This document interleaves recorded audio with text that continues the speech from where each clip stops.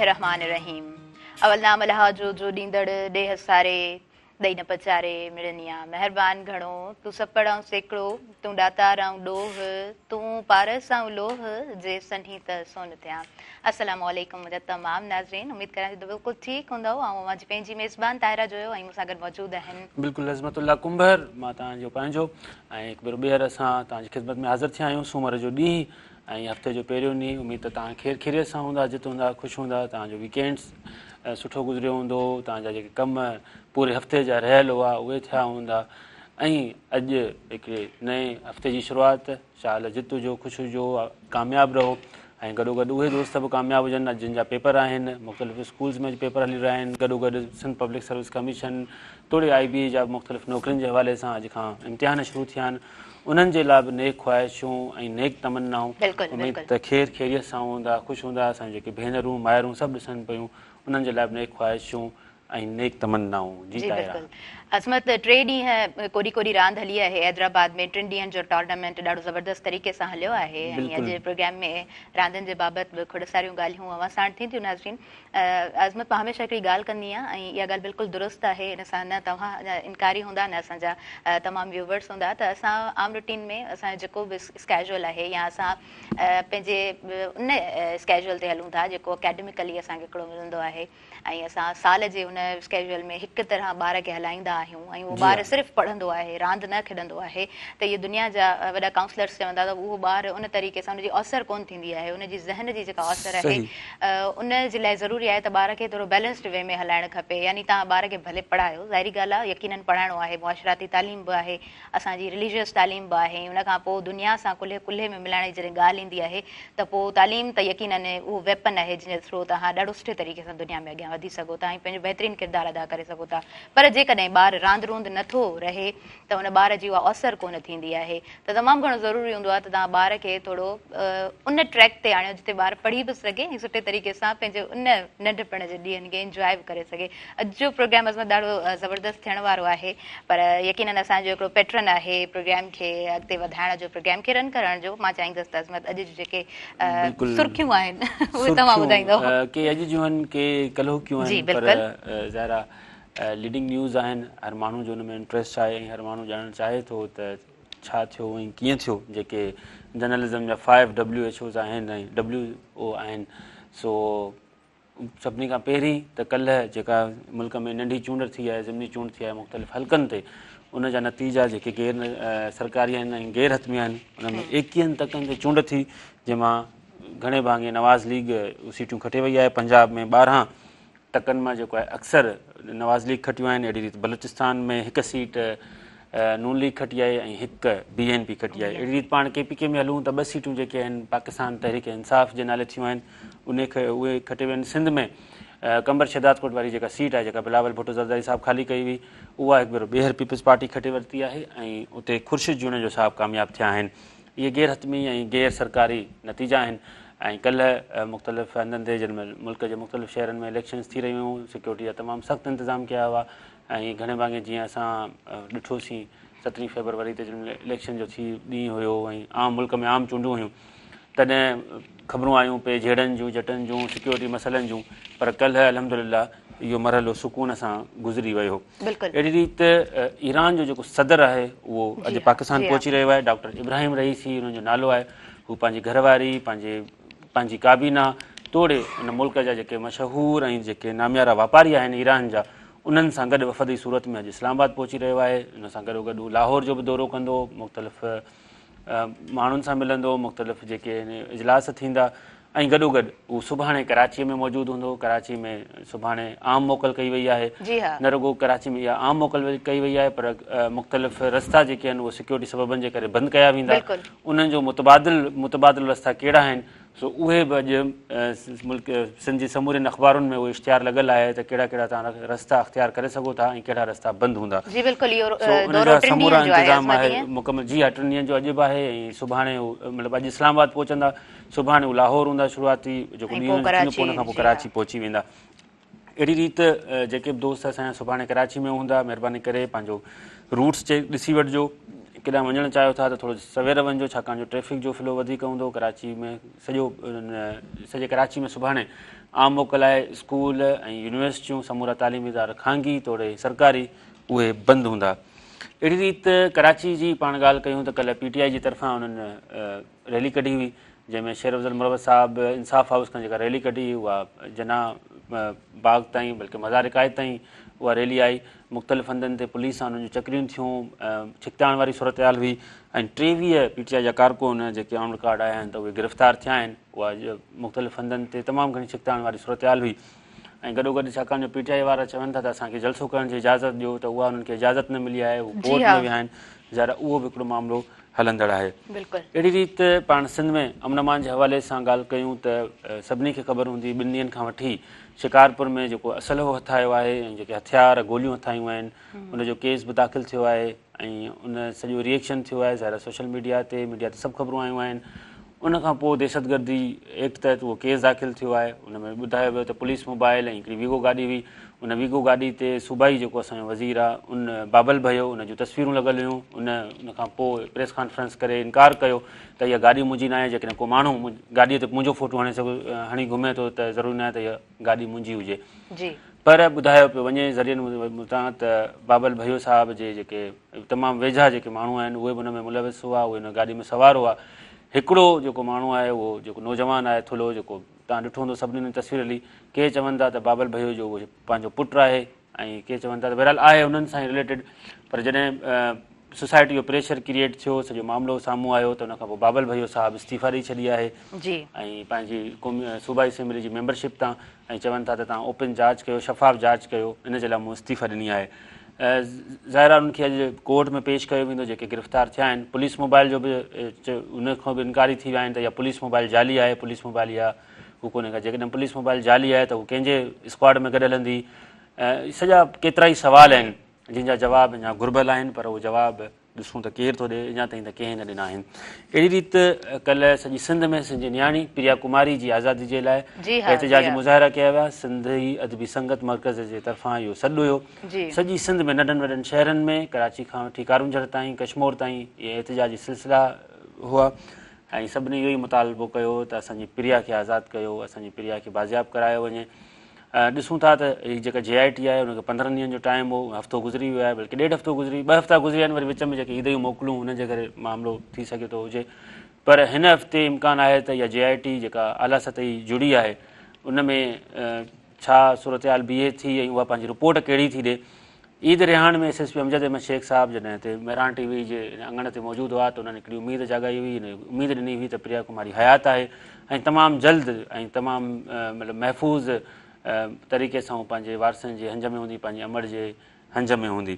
सो प्रिया कुमारी जे बाज़ियाबी जे लाइ सॼी सिंध सरापा एहतिजाज आहे ऐं हर माण्हूअ खे, बचे खे, बूढ़े खे, हर तबिके जे माण्हूअ खे इहो ई इंतज़ारु आहे त प्रिया जी असांखे ख़बर कॾहिं थी मिले, प्रिया सां मुलाक़ात कॾहिं थी थिए। असांजो जेको इंतज़ारु आहे तवील इंतज़ारु थींदो पियो वञे ऐं प्रिया कुमारी कंहिं हिकु माउ जी न्याणी कोन्हे का, सिंध जी हर माउ जी न्याणी प्रिया कुमारी आहे ऐं असां सभिनीनि जो इहो एहतिजाज आहे।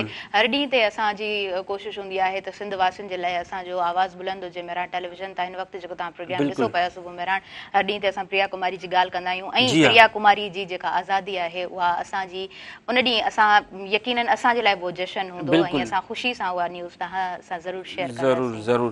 अहिड़ी रीति ज़ुल्फ़कार अली भुट्टो जूनियर ज़ुल्फ़कार में मुर्तज़ा जो पुटु ऐं गनवा भुट्टो जो शहज़ादो, फातिमा भुट्टो जो भाउ कल्ह खैरपुर पहुतो। खैरपुर में हुन पंहिंजे कारकुननि सां, अवामी माण्हुनि सां, जेके बि उते माण्हू मिलिया पिया, ज़ाहिर सभिनी खे ख़बर आहे त उहो हिकिड़े हुन में अवामी लेगेसी में हलंदो आहे, हू कॾहिं प्रोटोकॉल न खणंदो आहे, न वरी कॾहिं हू को चवंदो आहे तव्हां फलाणे जो पुटु आहियां, उहो माण्हुनि जे विच में ई हूंदो आहे। सो कल्ह उहो खैरपुर पहुतो ऐं उते पोइ जॾहिं मीडिया जे दोस्तनि सां ॻाल्हि ॿोल कई त हुन चयो त आउं शहीद ज़ुल्फ़कार अली भुट्टे साहिब जो जेको मिशन आहे उहो खणी हलणु चाहियां थो। सिंध में क़यादत जो ख़्वाहिशमंद आहियां त सिंध जी क़यादत कयां, पर जेके हालतूं आहिनि उन में सियासत करणु जेको आहे मुमकिन न आहे ऐं न ई वरी मौजूदा हालतुनि में सियासत करणु मुनासिबु आहे।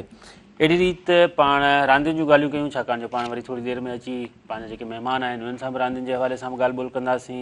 कंपेयर आर्टिस्ट चई रेडियो जा माण्हू, वॾी शख़्सियत उहा बि असां गॾु मौजूदु आहे। आर्ट एंड फ़नून लतीफ़ा ते पाण ॻाल्हाईंदासीं, पर सभिनी जूं नज़रूं कल्ह पाकिस्तान ऐं न्यूज़ीलैंड विच में जेका T20 मैच थी हुई उन ते हुई। T20 मैच हुई जंहिंमें पाकिस्तान खे न्यूज़ीलैंड 7 विकेटुनि तां शिकस्त ॾेई हिसाब बराबरि करे छॾियो। पहिरीं T20 मैच बरसाति जे नज़र थी वई, उन जो को नतीजो न निकितो।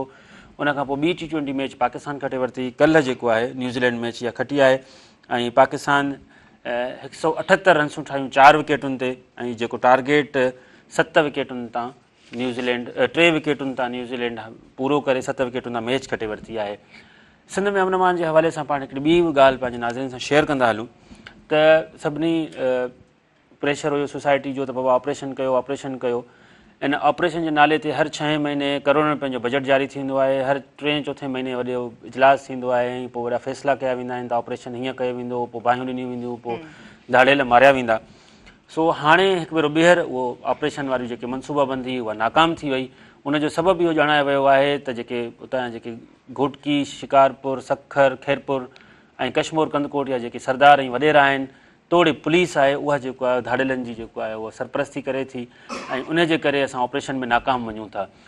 261 धाड़ेलनि जो उन्हनि अंग ज़ाहिर कयो आहे सिंध हुकूमत ऐं हाणे इहो फ़ैसिलो कयो आहे त असां जेको आहे वॾेरनि खे गिरफ़्तार कंदासीं, वॾेरनि ऐं सरदारनि खे गिरफ़्तार कंदासीं। इहो सोसाइटी 2 सालनि खां वठी संजी सॼी जेको शऊर आहे, जेको सियासी समाजी धुरियूं आहिनि, उन सभिनी दाहूं कयूं पिए त बाबा तव्हां सरदार ॿधो ऐं इवन हाई कोर्ट में जॾहिं केस मुख़्तलिफ़ वक़्तनि ते केसिस थियो जी ॿुधणी थी अमन अमान जे हवाले सां, तॾहिं बि अदालतुनि बि इहो चयो त तव्हां सरदार ॿधो त पाण जेको आहे तव्हांखे धाड़ेल हथ में अची वेंदा। उहा ॻाल्हि सिंध सरकार खे थोरो देरि सां सम्झ में आई आहे, पर अलाह करे इहा जेका सम्झ में आई आहे उन ते बि अमल करे ऐं उन ते बि अमल बि कनि। ॻाल्हि त कई अथऊं पर उन ते अमल कनि। सो हाणे इहो फ़ैसिलो कयो वियो आहे त सिंध में जेको आहे अमन अमान जे हवाले सां धाड़ेलनि जे ख़ात्मे जे लाइ उन जा जेके सरपरस्त आहिनि, सरदार ऐं वॾेरा, उन्हनि खे गिरफ़्तार कयो वेंदो। जेको अंग आहे इहो अंग तमामु वॾो अंग न आहे ऐं जेकॾहिं असांजी रियासत चाहे त यकीनन इहो मसलो हिकु ॾींहं जो इहो मसलो आहे जेको हिकु ॾींहं में रिज़ॉल्व थी सघे थो, पर मसलो इहो आहे त असां वटि जेको मसलो हूंदो आहे उन जो सोल्यूशन न निकिरंदो आहे। सोल्यूशन मौजूदु हूंदो आहे पर करण वारे जी ॻाल्हि हूंदी आहे। ॻाल्हि इहा आहे त कचे में को ऑपरेशन ई पहिरियों दफ़ो थियणु न पियो वञे। हिन खां पहिरीं 2010-11 में 1994 में या 95 में शबीर शेख साहिब SSP हूंदा हुआ, उन्हनि जी अॻुवाणी में जेको ऑपरेशन थियो, हेलीकॉप्टर मां उन्हनि जंहिं गोलियूं हलायूं त सभु धाड़ेल मारिजी विया हुआ, चङो ख़ासो सफ़ायो थियो हुयो। उन खां पोइ वरी तव्हां ॾिसी वठो ज़ियाउल जे दौर में बि धाड़ेल फैक्टर चवनि था त पैदा कयो वियो, पर जेके बि शयूं आहिनि हक़ीक़तूं आहिनि, तारीख़ सिंध जी सभिनी जे साम्हूं आहे, हक़ीक़तूं सभिनी जे साम्हूं आहिनि। लास्ट रगो सिर्फ़ु मुंहिंजो जुमिलो आहे उनखे मूंखे पूरो करण ॾियो, उन खां पोइ पाण महिमाननि ॾांहुं हलूं था। सो करोड़ रुपया मुख़्तलिफ़ ऑपरेशन जे मद में ख़र्च किया विया, करोड़ रुपयनि जो बजट, बल्कि अरबे रुपयनि जो बजट, APCयूं ख़रीद कयूं वियूं, हथियार ख़रीद कया विया, केतिरा ई मामला थिया। पुलिस जो जेको आहे उन्हनि ग्रांट वधाई, उनजी पघार वधाई, कचा अलाउंस थोरो ॾिनो वियो, पर उन खां पोइ ॻाल्हि अची उते बीठी त पुलिस जेको आहे उहो उन में अंदरियूं जेके कारियूं रिढियूं आहिनि उहे ई उनखे हलणु नथियूं ॾियनि, ऑपरेशन कामयाबु थियणु नथियूं ॾियनि। उहे धाड़ेलनि खे अॻुवाट ॿुधाइनि थियूं त असां अचूं पिया, तव्हां चाहिं तयारु करे रखो। सो इन करे नाकामी थी आहे। ऐं हाणे ॿियो जेको फ़ैसिलो कयो वियो आहे जंहिंजे करे धाड़ेल फैक्टर हले थो त उनजो जेको माल ज़ब्त कयो वेंदो, कचे मां वॾे में वॾी तादाद में फसल ॿाहिरि ईंदा आहिनि, काठ ॿाहिरि ईंदो आहे, जंहिंजे करे धाड़ेल उहे हलनि था, जेके उनजो रोज़मर्रा जी ज़िंदगी उनजी हले थी, उहो जेको आहे ज़ब्त कयो वेंदो। कचे मां जेके बि शयूं ॿाहिरि निकिरंदियूं पुलिस उहा ज़ब्त कंदी। जी पंहिंजो ओवर टू यू ताहिरा। हलो महिमान अज़मत, असांजो हिकिड़ो सेगमेंट पंहिंजे इख़्तिताम ते पहुची चुको आहे ऐं यकीनन ख़बरूं त तमामु घणियूं हूंदियूं आहिनि ऐं असां जेको आहे सो माज़ीअ जा वर्क उथलाईंदासीं त असांजो हिकिड़ो प्रोग्राम यकीनन पूरो कोन पइजी सघंदो। असां वधीक कंटिन्यू कयूं था। आयल जेके मौजूद महिमान आहिनि उन्हनि जो तारीफ़ यकीनन कराईंदासीं। नाज़रीन, वक़्तु साई जो थी वियो आहे, शॉर्ट कमर्शियल ब्रेक आहे, तव्हां काॾे न वञिजो, ॾिसंदा रहिजो पंहिंजो प्रोग्राम।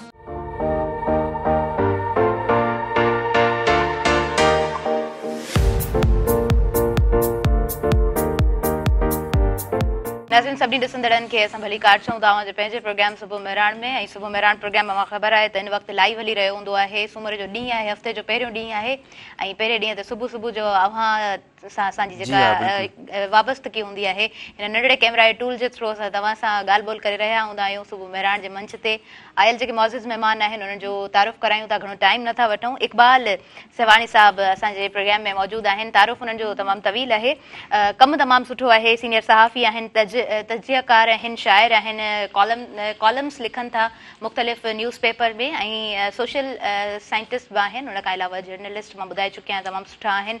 मोटिवेशनल स्पीकर आहिनि, तमामु सुठा पाण शाइर आहिनि ऐं उन खां अलावा संदन वाबस्तगी टेलीविज़न सां रही आहे। असां जेकॾहिं पाकिस्तान टेलीविज़न जी ॻाल्हि कयूं या रेडियो जी ॻाल्हि कयूं जंहिंजो आवाज़ु झंग झर ताईं पहुचंदो आहे त उन्हनि सां संदन वाबस्तगी रही आहे। मोटिवेशनल स्पीकर जेकॾहिं मां चवां थी यानी नौजवाननि सां संदन वाबस्तगी रही आहे, नौजवाननि खे हिकिड़ी राह ॾेखारणु ऐं उन्हनि जे मुस्तक़बिल जी सही चूंड यकीनन असांजे मेंटोर्स जे हथ में हूंदी आहे। पाण तमामु सुठा मेंटोर बि आहिनि, तव्हांखे दिलि जी गहराई सां असां भली कार चऊं था। अस्सलाम वालेकुम, कीअं आहियो? ठीकु आहियो? बिल्कुलु फर्स्ट क्लास, अल्लाह जो शुक्र आहे। ज़बरदस्त। अॼु तव्हां सां खोड़ सारियूं ॻाल्हियूं थींदियूं ऐं जेके मोटिवेशनल स्पीकर्स हूंदा आहिनि यकीनन उन्हनि जा सेशन्स त ईअं थी नथो सघे त नौजवान मिस कनि न ॿुधनि, त अॼु जो जेको प्रोग्राम आहे अव्हां जे लाइ आहे। जी अज़मत। बिल्कुलु, पंहिंजो जेको ॿियो महिमान असांखे स्टूडियो में जॉइन कयो आहे तमामु सीनियर उहो कंपेयर आहे। तव्हां कंपेयर क्रिकेट में त रमीज़ राजा, वकार यूनिस साईं ॿिया केतिरा ई नाला ॿुधा हूंदा, तव्हां हॉकी जा कंपेयर ॿुधा हूंदा, पर हीउ जेको कंपेयर आहे उहो अनाउंसर आहे, उहो टोटल असांजी जेका सिंधी सकाफ़ती रांदि आहे कोॾी कोॾी जो आहे। ऐं असुलु टैलेंट इहो ई हूंदो आहे जेको ॻोठनि मां निकिरंदो आहे ऐं पोइ जंहिं अंदाज़ में हू कंपेयरिंग कंदो आहे ऐं मज़ा फ़नून लतीफ़ा उन्हनि सां सभिनी सां उहो जुड़ियलु हूंदो आहे।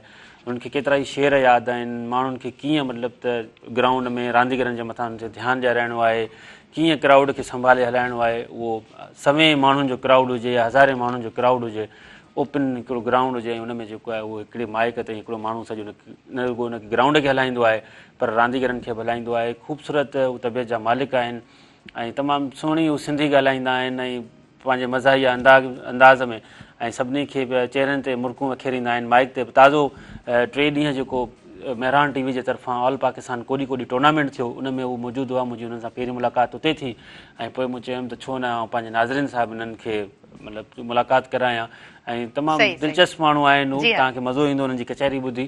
ऐं पाण महबूब अली वासवाणो साहिबु आहिनि।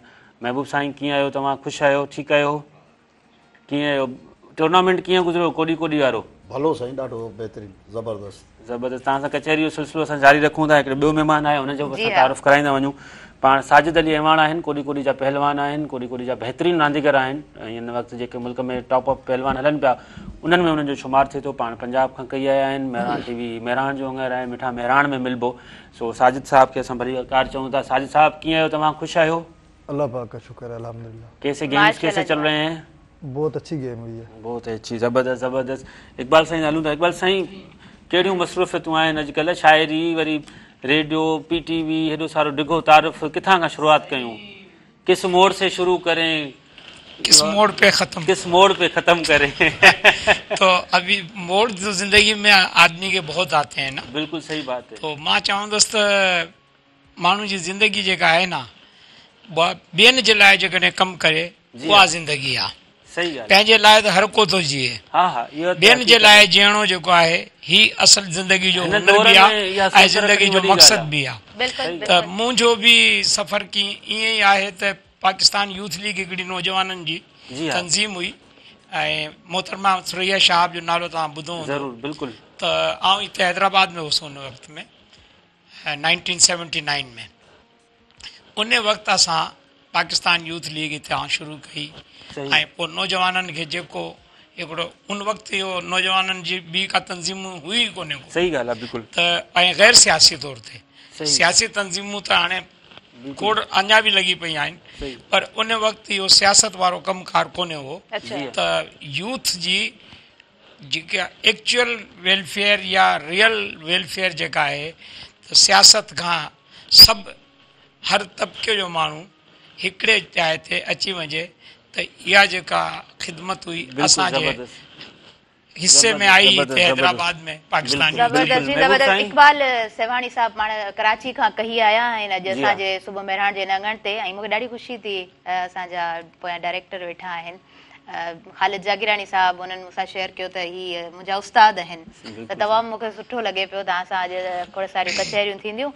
मोटिवेशनल स्पीकर, हिकु सुठो ॻाल्हाईंदड़ जंहिंजी वाबस्तगी उन मैदान सां हुजे जेको मैदान चवंदा आहियूं न अज़मत जिथे असांजा उहे माण्हू मौजूद हुजनि जेके मुआशरे खे सुहिणो दग ॾेखारींदा हुजनि वरी उन्हनि जी वाबस्तगी रेडियो सां टेलीविज़न सां सहाफ़त जी दुनिया में संदन सुठो किरदारु ऐं एतिरो सुठो हुननि जो एक्सपीरियंस सां खोड़ सारियूं ॻाल्हियूं असां कंदासीं ऐं ॿिया महिमान असां वटि महबूब अली वसाणो साहिबु मौजूदु आहिनि वासवाणो साहिबु तव्हांखे असां दिलि जी गहराई सां भली कार चऊं था तव्हां ॿुधायो कीअं टूर्नामेंट रहियो आहे कोॾी कोॾी रांदि उन बारे में बि असांखे ॿुधायो असांजे तमामु नाज़रीन खे ॿुधायो कोॾी कोॾी रांदि त हिकिड़ी सिंध जी असांजी हिकिड़ी माना पुराणी रांदि आहे बुनियादी रांदि आहे ऐं मलाखड़ो बि असांजो बुनियादी रांदियुनि में आहे हिते जेका रांदि थी आहे तमामु भली थी आहे हैदराबाद कासिमाबाद में जेका रांदि थी आहे 3 ॾींहं माशाल्लाह ज़बरदस्त ऐं दोस्त बि आया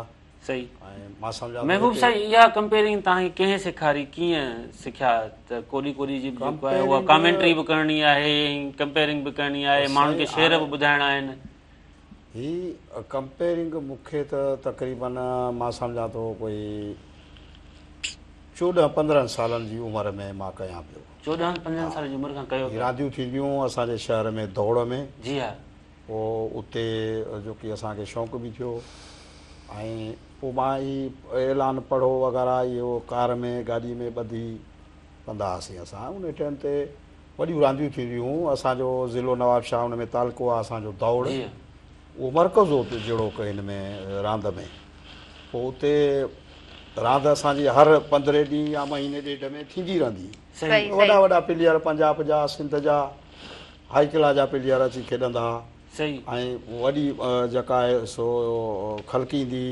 आवाम ईंदी शौक़ु हूंदो उन में जो की आहे सो छो जो हिकिड़ो शौक़ु त शौक़ु आहे पोइ मूं सम्झो त छो न जो की आहे सो इन ई कम खे सही सिर्फ़ु तव्हां कोॾी कोॾी जी कंपेयरिंग कंदा आहियो या वरी मलाखड़े में बि कंदा कोॾी कोॾी में कयूं था हा अच्छा हाणे इहो ॿुधायो त तव्हां ज़ाहिर 14-15 सालनि जी उमिरि खां वठी हिन मैदान में आहियो हिन वक़्तु सकाफ़ती रांदियुनि जी जेको सूरतहाल आहे स्टेटस उहो कीअं आहे सकाफ़ती रांदियुनि जी मिसाल कोॾी कोॾी आहे घोड़नि जी दौड़ आहे वंजवटी आहे शूटिंग बॉल आहे इहे रांदियूं हिन वक़्तु कहिड़ी पोज़ीशन में आहिनि नथियूं थियनि कहिड़े सतह ते थियनि थियूं पोज़ीशन त साण डिपेंड करे थो गवर्नमेंट ॾिसो न जी हा जेकॾहिं सहकार कंदी त इंशाल्लाह पंजाब में त कनि था जी हा सिंध में असां में थोरो इंट्रस्ट घटि आहे माना सकाफ़त खातो जेकॾहिं थोरो प्रमोट करे रांदियुनि वारो खातो जी हा बिल्कुलु बाक़ी रांदियुनि जो शौक़ु जेको आहे माण्हुनि में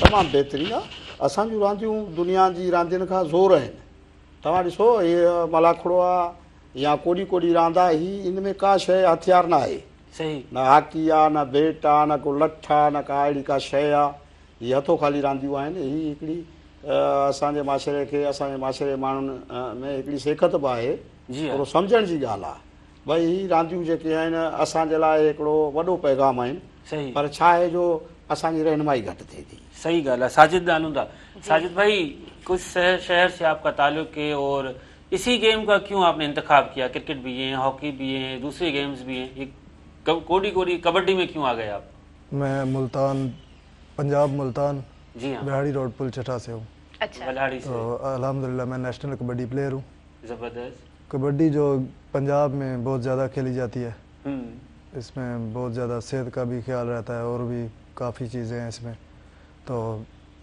उधर बहुत ज़्यादा है हर घर में एक प्लेयर लाजमी होता है कबड्डी का अच्छा तो उसकी वजह से हम एक दूसरे को देख देख के इस गेम में आ गए इस गेम अच्छा ये बताएं कि पंजाब में जो है एक पहले ये एक सवाल है कि यहाँ हम बोलते हैं कोडी कोडी हाँ जी ठीक है वहाँ कबड्डी और फिर दोस्त कहते हैं कि कबड्डी और कोडी कोडी में कोई फर्क भी है डिफरेंस है हमें डिफरेंस जरूर बताइएगा साजिद इसमें फर्क नहीं है एक ही है बस अल्फाज सिंधी में कोडी कोडी बोलते हैं और उधर अच्छा मैंने तो सुना है कि कोडी कोडी कोडी वो कंटिन्यूअसली कहते रहते हैं और अगर चुप हो जाते हैं तो वो प्लेयर जो है वो हार जाता है लेकिन कबड्डी में इस तरह का कोई डिफरेंस नहीं होता वो पहले खेली जाती थी अब सेकंड होते हैं अच्छा जो सिंध की गेम है इसमें कोई सेकंड नहीं है अच्छा इसमें थप्पड़ भी मारते हैं ओके ये थप्पड़ों वाली है उधर जो पंजाब में है वो दायरे वाली है 30 सेकंड होती है उसमें जी हाँ उधर ऐसे खेली जाती है इधर जो है वो थप्पड़ों वाली है टाइम नहीं होता उसमें टाइम नहीं होता सही जबरदस्त अच्छा ये बताएं वहाँ पे जो सहूलियात हैं इस गेम के हवाले से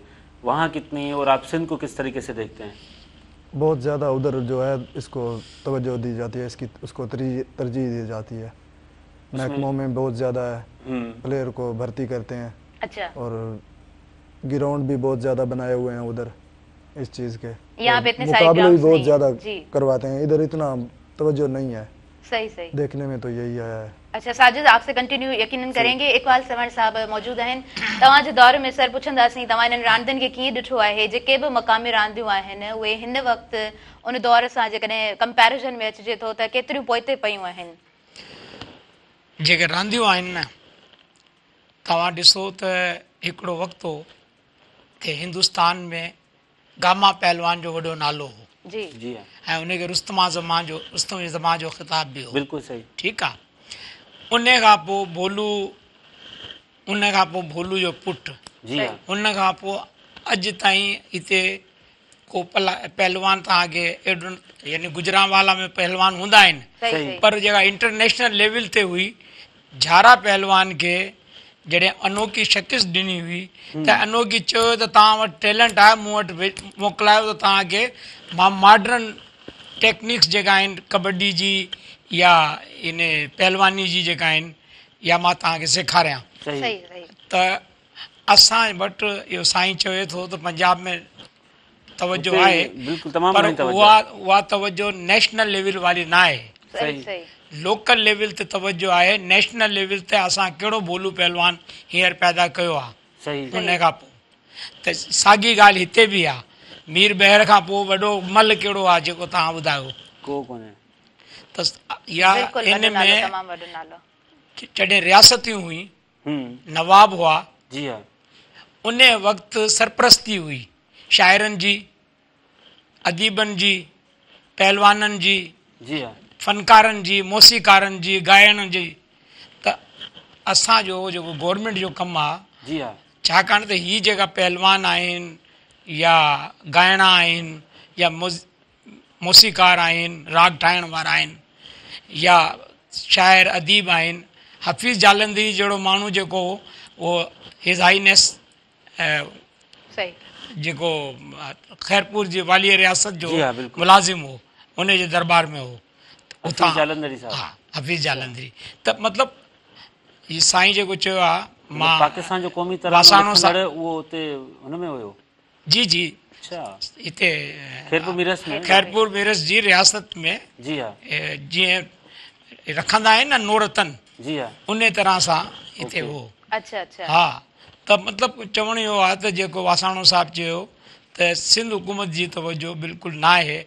असां जेको हिते मूं बि ॾिठी आहे बचपन में, ऐं असां ॿारनि में खेॾी बि आहे असां कबड्डी जेका आहे। पर उहो हथु लाइ जेकॾहिं उनखे लॻायो त पोइ असां खटी विया, उहो पाण खे बचाईंदो हो। त इहो असां बि उन में मतिलबु शामिल रहिया आहियूं। ज़बरदस्ती ज़बरदस्त। अच्छा, पर टेलीविजन सां बि तव्हांजी वाबस्तगी रही आहे, रेडियो सां रही आहे, त हाणे जे वक़्त में ऐं उन वक़्त में छा डिफरेंस हुयो, इहो थोरो शेयर कजो असां सां तव्हां। हिकिड़ो इहो थोरो आहे ॾुखियो सवाल, ऐं मां वेठो बि आहियां हिकिड़े प्राइवेट चैनल ते। त पहिरें इंस्टीट्यूट हुआ, इंस्टीट्यूशन हुआ सेखारण वारा, उते तवज्जो हुई त तलफ़ुज़ कीअं वेंदो, लफ़्ज़ कीअं वेंदो, स्क्रिप्ट छा हूंदो, उन में एजुकेशन हुई। फर्स्ट जेको उन जो प्रायोरिटी हुई उहा एजुकेशन। उन खां पोइ इंफॉर्मेशन, उन खां पोइ इंटरटेनमेंट। हाणे जेका आहे तव्हां कहिड़ो बि प्रोग्राम वठो, पॉलिटिकल जेका टॉक शो हूंदा आहिनि, उन में बि तव्हांखे इंटरटेनमेंट मिलंदो। ज़ाहिर आहे उन खां सवाइ ॾिसो ट्रेंड चेंज थींदा रहंदा आहिनि। ट्रेंड चेंज थी वियो आहे, मूंखे एतिराज़ न आहे। जी जी, एतिराज़ मूंखे मयार ते आहे। यकीनन मयार क़ाइम हुजण खपे इन बाबति। यकीनन सर वधीक ॻाल्हायूं था असां। स्क्रिप्ट जो, ॻाल्हि ॿोल जो जेको हिकिड़ो मयार हूंदो आहे, सही ॻाल्हि आहे, उन में इन्हितात अची वई आहे। उन जो सबबु इहो आहे त हाणे हर को शॉर्टकट में अची वियो आहे। बिल्कुलु, मतिलबु इतां खां ई सर पाण शुरू कंदासीं। वक़्तु शॉर्ट कमर्शियल ब्रेक जो नाज़रीन थी वियो आहे। अवां काॾे न वञिजो, ॾिसंदा रहिजो।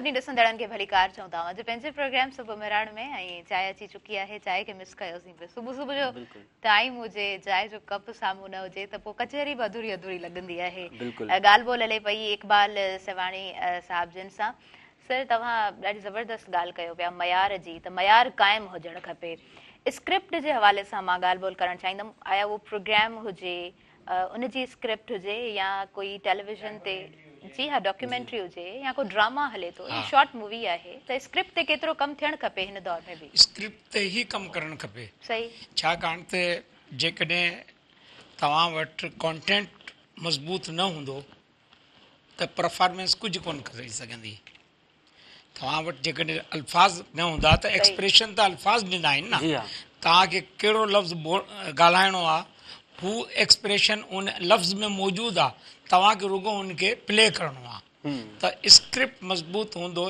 पहिरें जेका स्क्रिप्ट हूंदा हुआ नूरुल रज़ा शाह जो अब्दुल कादर जोने जो सही अमर जलील ऐं पंहिंजो मुराद अली मिर्ज़ा रेडियो पाकिस्तान बिल्कुल समझे मेहताब अकबर राशदी साहिबा त बहरहाल लिखण वारी त कोन्हे हुई पर उनजी डिलीवरी फर्स्ट क्लास हुई ऐं हू लर्नेड वूमेन आहे बहितरीन इंटरनेशनल रिलेशन पढ़ाईंदी हुई असां 30 साल पे 40 साल पे अॻु में यूनिवर्सिटी में पढ़ाईंदी हुई त मतिलबु मुंहिंजो चवणु इहो आहे त या अमजद इस्लाम अमजद जो स्क्रिप्ट ठीकु आहे न वारिस ड्रामो जेको आहे स्क्रिप्ट ते आहे उन में सॼो कल्चर ॾेखारियो आहे राणी जी कहानी स्क्रिप्ट आहे उन में सॼो कल्चर मौजूदु आहे त स्क्रिप्ट ते हींअर तवजो आहे कोन्हे को अच्छा हिन में प्रोड्यूसर जी ऐं डायरेक्टर जी बि हिकिड़ी ज़िम्मेदारी हूंदी आहे सही ॻाल्हि आहे त हू आहे त स्क्रिप्ट राइटर स्क्रिप्ट लिखी ॾींदो आहे पर प्रोड्यूसर हुनखे वेट कंदो आहे उनखे ॾिसंदो आहे त यार हिन में जेका लफ़्ज़ लिखिया आहिनि इन जी को अहिड़ा एक्सप्रेशन त कोन्हे वेंदा त सोसाइटी में इन जो बैड इम्प्रेशन त कोन्हे वेंदो या को फसाद फी सबीलिल्लाह त कोन्हे थी वेंदो कंहिं लिखण सां हुनखे उहो वेट करे उनखे मुतबादिल लफ़्ज़ ॾींदो आहे मतिलबु चवंदा आहिनि त ज़हर निकाल के उसका किसी भी उसमें से तहरीर में से उसका जहर निकाल के और मैसेज दे देता है वो तो ये मैसेज जो है ना ये जब तक आपका मजबूत नहीं होगा आगे कम्युनिकेट सोसाइटी में जो इस वक्त पोलराइजेशन है जो इस वक्त अनरेस्ट है जो इस वक्त आपको एक नज़र आता है यानी अदम बर्दाश्त उसकी बुनियादी वजह क्या है कि हमारे पास जो इल्म का जो देने का जो उनसर है या हमें जो मतलब हमारा किताब से कितना रिश्ता है हमारा कहानियों से लिखने से कितना रिश्ता है हम अभी जैसे आपने कहा हाफिज जालंधरी साहब का अब आप कोई से रिसर्च करें तो देखें कि ये जो नवाब भोपाल जो है वो अल्लामा इकबाल को वजीफा देते थे ना सर वजीफा देना और मतलब यानी इस मेरा कहने का मतलब ये है कि ये जो हम क्रिकेट के हवाले से हॉकी के हवाले से बात कर रहे हैं अब इस वक्त देखें कि हमारी ये आप चूँकि गेम का भी इसमें जिक्र है तो मैं आप उसको एक्सप्लेन करने के लिए कि क्या पाकिस्तान का वाहिद खेल क्रिकेट है नहीं जो कि हमारा खेल ही नहीं है बिल्कुल बिल्कुल जो कि खेल ही ऑस्ट्रेलिया और इंग्लैंड का खेल बिल्कुल बिल्कुल ठीक है लेकिन इस वक्त वो हमारा कौमी खेल है और जो हमारा कौमी खेल था वो किस सतह पे चला गया है जिसमें हम इंटरनेशनल यानी सारी चैंपियंस ट्रॉफी लेते थे ओलंपिक जीतते थे हॉकी वो कहीं नहीं पाकिस्तान 4 मरतबा फिर उसके बाद जो है ये जो कबड्डी के रेस्ट टीमें जाती थी जी हाँ ये पूरी दुनिया में जाती थी ये जो पहलवान जो खिलाड़ी थे जी हाँ बिल्कुल अब तो पता ही नहीं है कुछ तो मकसद कहने का ये वजह क्या है कि उस वक्त ये जो इन साहब ने बात की अपना अवान साहब ने हाँ। वो बिल्कुल सही है कि पहले पीआईए क्रिकेटर्स को रखती थी हॉकी प्लेयर्स को रखती थी कस्टम्स रखती थी सारे बड़े इदारे जो थे डिपार्टमेंटल गेम्स हबीब बैंक रखता था मतलब सही बात है सब इदारे रखते थे तो उसकी वजह से ये होता था कि उनको एक आसूदगी होती थी और उनका सारा फोकस गेम पर होता था सही बात है अब उसको पहले फिक्र माश होती है बाद में वो अपना शौक पूरा करता है फिर उसका शौक रह जाता है वो तो शौक में आदमी जितनी तवज्जो दे सकता है उतनी देता है यानी फिर वो अपना हकीकत इंटरटेन हासिल करता है। तो बहरहाल ये कि स्क्रिप्ट की जो बात हो रही थी उसी पर वापस आते हैं कि ये जब तक आप मुताले को नहीं बढ़ाएंगे, जी हाँ, जब तक आप खुद स्टडी नहीं करेंगे जो भी लिखने वाला है, अब तो लोग जो है यानी सबका सोर्स गूगल है, सही बात है, एवरीवन वो कहता है यार छोड़ो, हत्ता कि आपके पीएचडी के मकाले जो हैं वो गूगल पर लिखे जा रहे हैं। हाँ, हाणे तो आर्टिफिशियल इंटेलिजेंस जो वक्त है तव्हां लिखो था ताकि हर शइ मिली वञे थी। जी, आर्टिफिशियल इंटेलिजेंस पर जब आप काम करेंगे तो आपने सारा फोकस जो है इधर का वहां डाल दिया है, लेकिन इधर से आपने क्रिएटिविटी को खत्म कर दिया। तख्लीकी ज़हन असांजा पैदा नथा थियन, ऐं ज़ाहिरी ॻाल्हि आहे जॾहिं तख्लीकी ज़हन पैदा न थींदा त मुआशरे खे उहो दग न मिलंदो, नौजवाननि खे उहो दग न मिलंदो। ऐं असां नौजवाननि जो बि इहो ई कमु आहे त असांजो जेको मुतालियो आहे असां उनखे स्ट्रॉन्ग बणायूं, पंहिंजे मुताले खे मज़बूत बणाईंदासीं त यकीनन असां मुआशरे में कुझु न कुझु सुठो जोड़े ज़रूरु सघूं था। असां वटि हिन वक़्तु मौजूदु आहिनि साजिद अली साहब, जेके पाण जिन जो पंजाब सां ताल्लुक़ आहे ऐं कबड्डी जा प्लेयर आहिनि। मैं आपसे पूछना चाहूँगी साजिद, पहले आप अपने स्टडी का हमें बताइएगा और ये बताइएगा कि एज अ प्लेयर आप क्या चाहते हैं कि कबड्डी प्लेयर्स को नेशनल लेवल पर कितना सपोर्ट करना चाहिए गवर्नमेंट को? मेरी कबड्डी फेडरेशन जितनी भी पाकिस्तान में दूसरे स्पोर्ट्स के महकमे हैं, कोई भी स्पोर्ट्स है, उनसे ये अपील है कि इस तरफ ज़्यादा तवज्जो दी जाए, ताकि जो है ग्राउंड हम आबाद करेंगे तो हॉस्पिटल वैरान होंगे। सही, तो बिल्कुल जी। अच्छा साजिद, इस दफ़ा का आपका जो एक्सपीरियंस था वो कैसा रहा, किस तरह एक्सपीरियंस अपना शेयर करेंगे आप? सिंध में आए हैं, सिंध के लोग बड़े मेहमान नवाज हैं, बस डिफरेंस ये है पंजाब और सिंध का, इधर हमारा बहुत अच्छे तरीके से वेलकम किया इन्होंने और बड़ी खातिर तवाज़ो की है, मेहमान नवाजी की है जी। हमारे पास अल्फाज नहीं है, हम कैसे इनका शुक्रिया अदा करें। अच्छा, एजुकेशन का पूछना चाह रही थी ताहिरा आपसे कि कितनी एजुकेशन ज़रूरी है इसमें, और वहाँ पे जो आपको उसमें डिपार्टमेंट्स में जो अगर आपको जॉब दी जाती है तो वो किस बुनियाद पर दी जाती है, वो थोड़ा सा हमें ब्रीफ करें। एजुकेशन का कोई वो डिमांड नहीं है इदारों की। जी हाँ, जो स्पोर्ट्स के वो जितनी गेम अच्छी होंगी उतना वो प्लेयर जल्दी भर्ती हो जाएगा, प्लेयर अच्छी गेम हो तो भर्ती करते हैं। सही। अच्छा, पंजाब में क्या मतलब सिस्टम है, किस तरीके से वो भर्ती करते हैं? सिंध में तो अब तो वो सिस्टम ही खत्म हो गया है कि वो ट्रायल्स लेते हैं, जो मतलब अच्छी परफॉर्मेंस देता है उसको भर्ती रख लेते हैं। गेम्स में ट्रायल्स के बाद सही। महबूब अली साहब असां सां गॾु मौजूदु आहिनि। तव्हां ॿुधायो जॾहिं ग्राउंड ते मौजूदु हूंदा आहियो ऐं तव्हां कंपेयरिंग कंदा आहियो, उन वक़्त में हिकिड़ो माना कंट्रोल तव्हांजे हथ में हूंदो आहे, एॾा माण्हू प्लेयर्स, पोइ कीअं तव्हां कंट्रोल कंदा आहियो? कंट्रोल हाणे छा आहे, जो असांजो कमु ई अहिड़ो थी वियो आहे। सही सो थिए थो, ईअं त न आहे तो सभु माण्हू हिकु जहिड़ा त कोन्हनि हुते, के माण्हू सम्झनि था। हिकिड़ो बैत बि पढ़ी था वञूं त उन में बि असांखे जो की आहे सो थिए थो ख़ौफ़ दिलि में, त मथां के सुघड़ बि वेठा आहिनि, समझदार वेठा आहिनि दोस्त, उन्हनि खे सॼी ख़बर आहे। ज़ेर ज़बर जो बि इन में फ़र्क़ु न अचणु खपे, शयूं आहिनि। बिल्कुलु ॻाल्हाइण में थिए थो, ईअं न आहे त को न जीदा दलेरी बि आहे पंहिंजी जॻह ते, असांजो कमु बि आहे इहो। छो जो आहे वारे असां हिकिड़ो आहे हिते हिकिड़ो फ़र्ज़ु कयो, टे ॾींहं असां ॻाल्हायोसीं, कंपेयरिंग कईसीं हिते तव्हांजे प्रोग्राम में मोराई साहब जी महिरबानी सां। या वरी ॾिसो हाणे 2 ॾींहं त हाणे शाम असांजी गेम आहे नवाबशाह में, वरी नवाबशाह खां पोइ वरी अॻिते गेमूं आहिनि, असांजूं रांदियूं आहिनि, असांजा मेला आहिनि, तहज़ीबी रांदियूं थियनि थियूं, उन्हनि में हले पियो सिलसिलो इहो। पर हिकिड़ी ॻाल्हि आहे जेको ॾुख आहे असांखे, सिंध गवर्नमेंट तक़रीबन जेको रांदियुनि वारो इदारो आहे असांजो, उन जो मां बार बार चवंदो रहियां, असांजो हिकिड़ो रांदीगर आहे हाई क्लास जो, जेको 3 सूबनि में मक़बूल तरीन रांदीगर रहियो आहे, सजाद मंगी, पहिरें जोड़ जो रांदीगर आहे। पंजाब जा रांदीगर घटि कोन्हनि सही, पंजाब में रांदीगर वॾा थी गुज़रिया आहिनि, पर सिंध में बि वॾा असांजा बहादुर थी गुज़रिया, जीअं गुलाम सेन हुजण हो, या जीअं अब्दुल हामिद राजपूत हो, या वरी पंहिंजो इमामदीन चांडियो हो, अहिड़े तरीक़े जा ओॾां बि राणा मक़बूल हो, मलक मुश्ताक हो। इन दौर जी ॻाल्हि था कयूं त इन सिस्टम, इन लाइन जो ई रांदीगर हो असांजो पंहिंजो सजाद मंगी। सो इन करे मां 2-3 दफ़ा इहा ॻाल्हि कई आहे, ऐं असांखे तकलीफ़ आहे त भाई उहो माण्हू उते तगारी खणे पियो।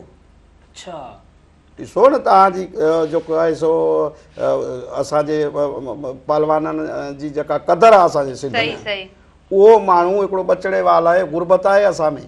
जी हा, असांजे पहलवान जेके आहिनि एतिरा वॾा को जागीरदार माण्हू कोन्हनि, सही ग़रीब माण्हू आहिनि। सही सही। पर हाणे इन्हनि पंजाब में तव्हां ॾिसो ईअं न आहे, पंजाब में तव्हां पंजाब पुलिस में खणनि था, हिते सिंध गेम ते थी, मां त इन गेम खे मञे ई नथो। सिंध गेम तव्हां करायो था कहिड़े हिसाब सां करायो था? उते तव्हां रांदीगर खे का शइ ॾियो न, ऑर्डर ॾियो उन्हनि खे, को ॾिसो न उहो पॉइंटनि जी सिता ते उनजी कारकर्दगी भली थिए थी, 3000 ॾियो था उनखे, शर्म जहिड़ी ॻाल्हि आहे। तव्हां उनखे ॾियो, नौकिरी ॾियो, उनखे ऑर्डर ॾियो, रोज़गार सां लॻायो, वापदा में रखोसि, पुलिस में रखोसि, कंहिंमें सूबाई खातनि में रखो, सूबाई इदारा आहिनि, तव्हां उनखे का शइ त ॾियो त सही न। छा चौकीदार, गनमैन या इहे शयूं कोन्हनि छा तव्हां वटि? करणु खपे न, उनजो तदारक थिए, उनजो हक़ थिए। हाणे वीचारो हुते खणे पियो, हाणे तव्हां उहो छा पैगाम ॾींदो तव्हां पोइ हिनखे जेके अचण वारा? ॾाढी ज़बरदस्त तव्हां करे रहिया आहियो। न्यूज़ ब्रेक जी तरफ़ असांखे अॻियां वधणो आहे। न्यूज़ ब्रेक आहे नाज़रीन, तव्हां काॾे न वञिजो, ॾिसंदा रहिजो अवांजो पंहिंजो प्रोग्राम सुबह मेहरान।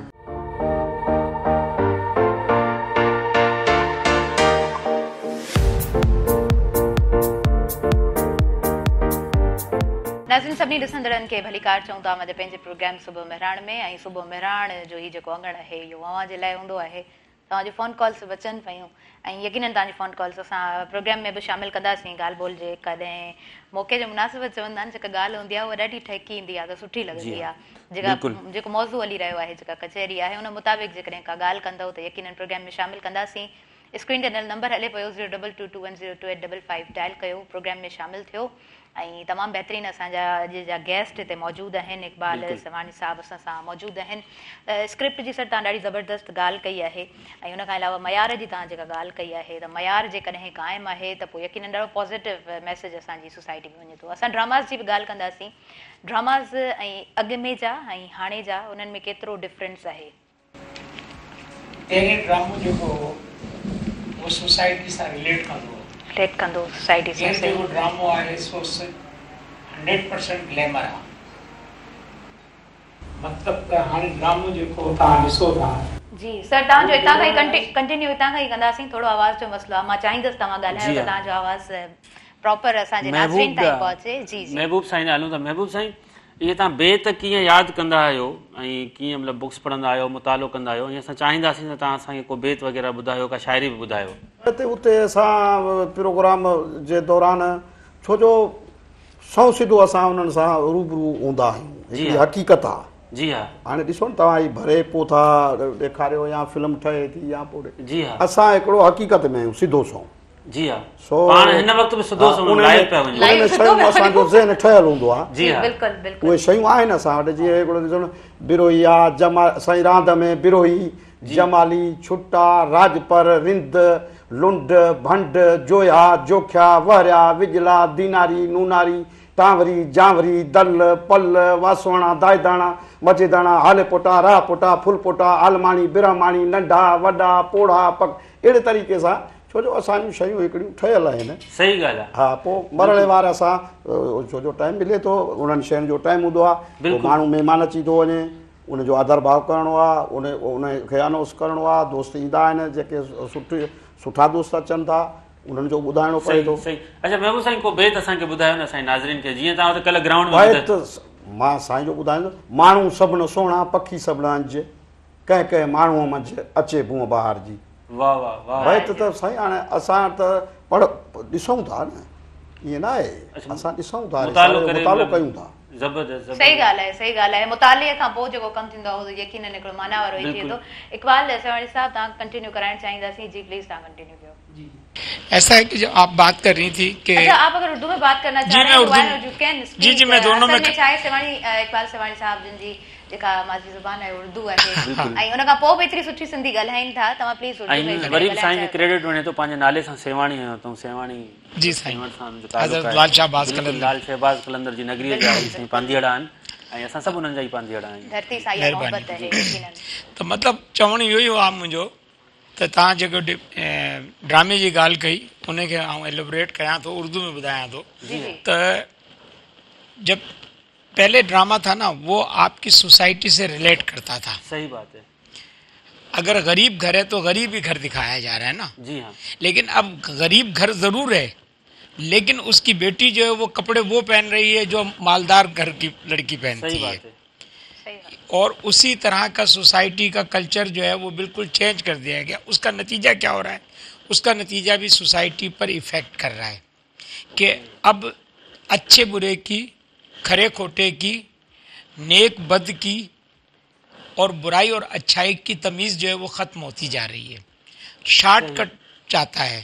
اب آپ یہ دیکھیں، میں ایک اتنی تلخ حقیقت اس وقت بیان کرنے جا رہا ہوں کہ میرا خیال ہے 10% یا 15% سوسائٹی میں وہ لوگ یا وہ خاندان اور وہ فیملیز رہ گئی ہیں جو خاندانی بیک گراؤنڈ دیکھتی ہیں.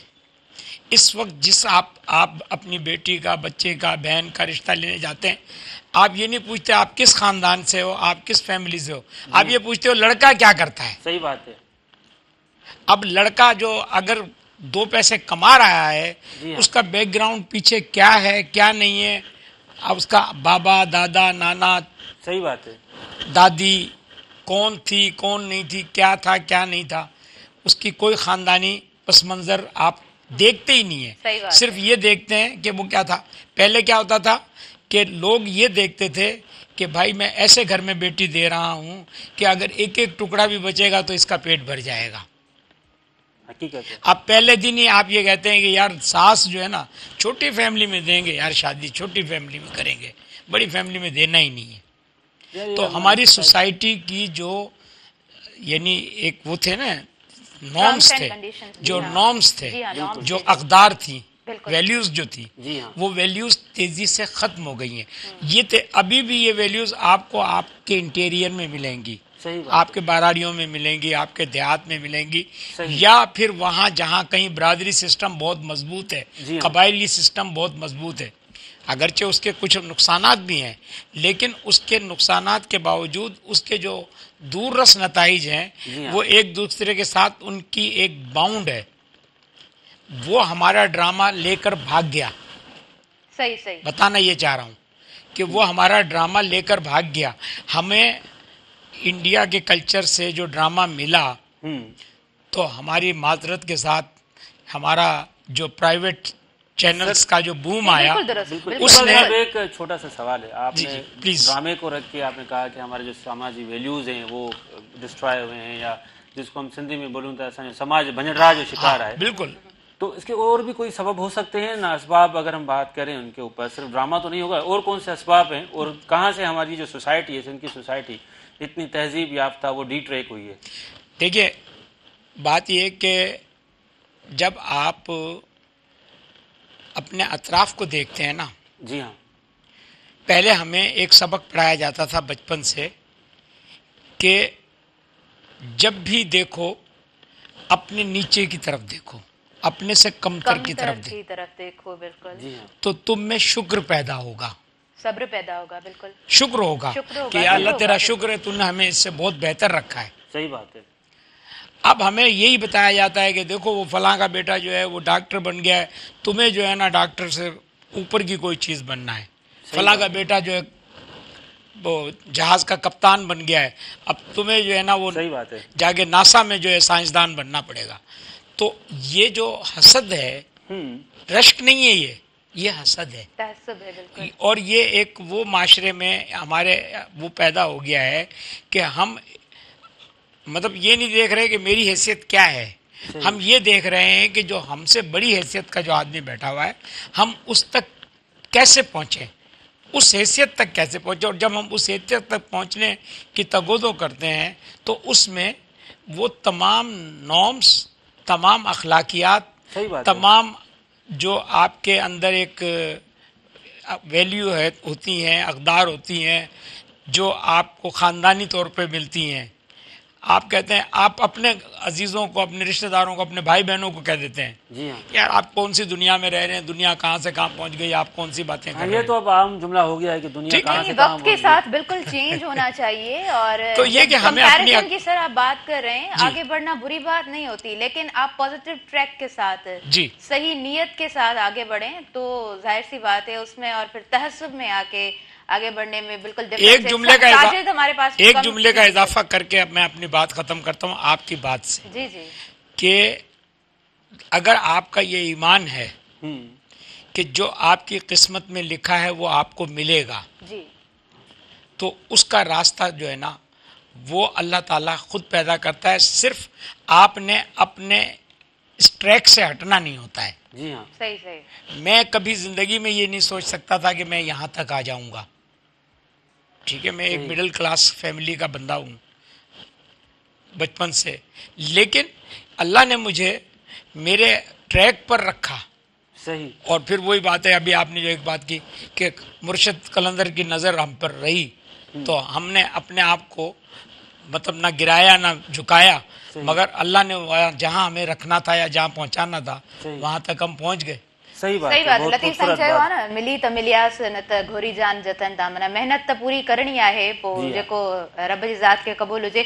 अच्छा, असां वटि साजिद अली मौजूद आहिनि। साजिद, मैं आपसे पूछना चाहूँगी, एक पहलवान, एक खिलाड़ी, उसकी प्रॉपर रूटीन, उसकी खाद खुराक किस तरह वो मेंटेन करे खुद को, किस तरह उसे मेंटेन करना चाहिए? पहलवान को चाहिए कि सुबह नमाज के वक्त उठ जाए, नमाज पढ़े अपनी, और उसके बाद ट्रेनिंग होती है, हमारी वर्जिश होती है, जितनी करेंगे उतनी गेम अच्छी होगी। 3-4 घंटे मैक्सिमम करनी चाहिए। तो उसके बाद खुराक जो है देसी घी, दूध, दही, सलाद वगैरह और गोश्त जो है, इन चीज़ों का ख्याल करना चाहिए। खाएंगे तो पावर होगी जिस्म में, तो खेलेंगे, जान बनेगी। ये दूसरी गेमों से इसलिए डिफरेंस है कि इसमें जोर लगाना होता है। सही। जितनी पावर होगी उतना अच्छा खेल सकेगा इंसान। सही। अच्छा साजिद, आपने ये सारे आपने मेन्यू तो उठा के रख दिया कि मक्खन भी खाओ, दूध भी हो तो गोश्त भी हो। आज के दौर में जो है मतलब किस तरह ये मुमकिन है कि मतलब कि मक्खन और फिर ये सैलेड फिर गोश्त, ज़ाहिर पहलवान ना इतना कमाते हैं ना उनके पास पैसा होता है, ये सारी हर कोई तो अफोर्ड नहीं कर सकता ना, तो किस तरीके से मतलब क्या शॉर्टकट कौन सा ढूंढते हैं कि किस तरीके इन चीज़ों को मेंटेन रखें? हो जाता है, बस अल्लाह पाक देने वाला, जिस रास्ते पे चल पड़े तो वो मुश्किल उसी ने आसान करनी है। सही। तो हम खेलते हैं, मेरा भी इतना कोई बड़े उससे ताल्लुक नहीं है, छोटी सी फैमिली है, तो अल्हम्दुलिल्लाह अल्लाह पाक दे रहा है। 20-30 हज़ार अपने ऊपर खर्चा करते हैं, किसी गेम में से ही हो जाता है। खुराक का 30 हज़ार मैक्सिमम है अच्छा महीने का, तो इसी गेम में से अल्लाह पाक दे रहा है। खेलते हैं, इनाम हो जाते हैं, फीस लेते हैं अपनी खेलने की, उसमें हो जाता है। ज़बरदस्त ज़बरदस्त। महबूब अली असां सां मौजूद आहिनि। असां अव्हां खां पुछणु चाहींदासीं, अव्हां रांदीगर ॾिसो था, सिंध जा बि पंजाब जा बि रांदीगर ॾिसो था, पोइ सिंधी रांदीगरनि में ऐं पंजाब जे रांदीगरनि में जेको डिफरेंस आहे विच में, उहो छा आहे, कीअं बयानु कंदव? ॾिसो न, मूं अॻ में बि इहा ॻाल्हि कई आहे त बाबा पंजाब वारनि रांदीगरनि में मालिकी आहे, असां वटि उहा शइ न आहे। हिकु त असां वटि गुरबत आहे, असांजे जेके पहलवान आहिनि खेॾनि पिया वीचारा, मां न थोरी साल को वॾेरे जो या कंहिं जागीरदार जो को पुट आहे या को खेॾे थो। सही। इन सिस्टम खे बि इन में बि असांजा हेठियां जेके तबिके जा माण्हू आहिनि उहे घणा आहिनि, उन्हनि जो इंट्रस्ट घणो आहे, उन्हनि जो शौक़ु शऊर घणो आहे। हाणे छा कजे, हाणे चऊं था त बाबा हिकिड़ो 4% आहे, 2% आहे, 3% आहे, भाभी तव्हां कोटा सिस्टम जेका असांजो आहे केॾां था कयो तव्हां? हाणे जेके तव्हां रजिस्टर कराया आहिनि माण्हू, छा असां मां आहिनि छा? कोन्हनि असां मां। अचो मूं वटि 5000 रांदियूं जलसा भरिया पिया आहिनि, कमारा त असां आहियूं, ही कमारा आहिनि। ये असांजे सिंध जा जेके नौजवान आहिनि खेॾनि पिया, रांदीगर प्लेयर आहिनि, उहे असांजे कम वारा आहिनि। उन्हनि खे तव्हां जो की आहे सो अहमियत ॾियो, उन्हनि खे जेको उन्हनि जो हक़ु उन्हनि खे ॾियो। हाणे छा तव्हां हीउ कल्चर विछाए रखियो आहे पूरी सिंध में? खातो बि आहे तव्हां वटि, इदारो बि आहे, मिनिस्ट्री बि आहे, ऐं उनजी बजट बि आहे, किरोड़े अरबे रुपया रखो बि था, ऐं उहा शइ सिंध के में वञनि था असांजा पहलवान, उन्हनि खे 3000 हिकिड़ी गंजी ॾेई था छॾनि। अहिड़ो तरीक़ो आहे तव्हांजो। भई उनखे का शइ का अहिड़ी का पंहिंजे तरफ़ां को उनखे बुनियादी तौर ते ॾियो न। हिकिड़ो माण्हू 25 साल खेॾे थो, 20 खां 25 साल खेॾे थो, साईं 20 साल उमिरि आहे वाञे जी, जी हा, वाठे जी उमिरि, ठीकु आहे, तव्हां 25 साल ताईं उहो खेॾे वेंदो। 18-20 साल प्लेयर जो की हूंदो, जीअं हीअ अधु आहे असांजो टाइगर आहे हितां पंजाब जो, हिन मुल्तान डिवीज़न जो आहे, बहितरीनु रांदीगर आहे। पर जेकॾहिं हिन खे तव्हां 20 सालनि 15-18 साल खेॾे उनखे तव्हां का शइ न ॾियो त ॾुख जहिड़ी ॻाल्हि आहे। सही ॻाल्हि आहे, पोइ बिल्कुलु उन रांदि खां पोइ वीचारो छा करे, पोइ मज़ूरी करे वञे। बिल्कुलु बिल्कुलु भाई उनखे का शइ कुझु त ॾियो, भाई तालीम जे निस्बत सां उनखे जो की आहे सो को उनजी मदद कयो। हा, उनखे उहो रिवॉर्ड ॾियो न जेको उनजे कम बि त अचे। सो इन ॻाल्हि ते असां बार बार थोरो ॻाल्हायूं था, इन जे करे जो असां सां थोरो तावन घटि थिए थो। सही सही ऐं हथ टोकिया माण्हू जेके चूंडिया विया आहिनि, भई हाणे सिंध जो सदर आहे, वरी सिंध जो जनरल सेक्रेटरी आहे, वरी साईं खे चवां मां लोकल जेके दोस्त आहिनि तंज़ीम ठाहे रजिस्ट्रार करायूं अथनि, ज़िले लेवल ते ॾिसो, डिवीज़न लेवल ते ॾिसो, सिंध लेवल ते ॾिसो, इन्हनि जो परे परे ताईं साईं रांदि सां को तालुक़ु कोन्हे।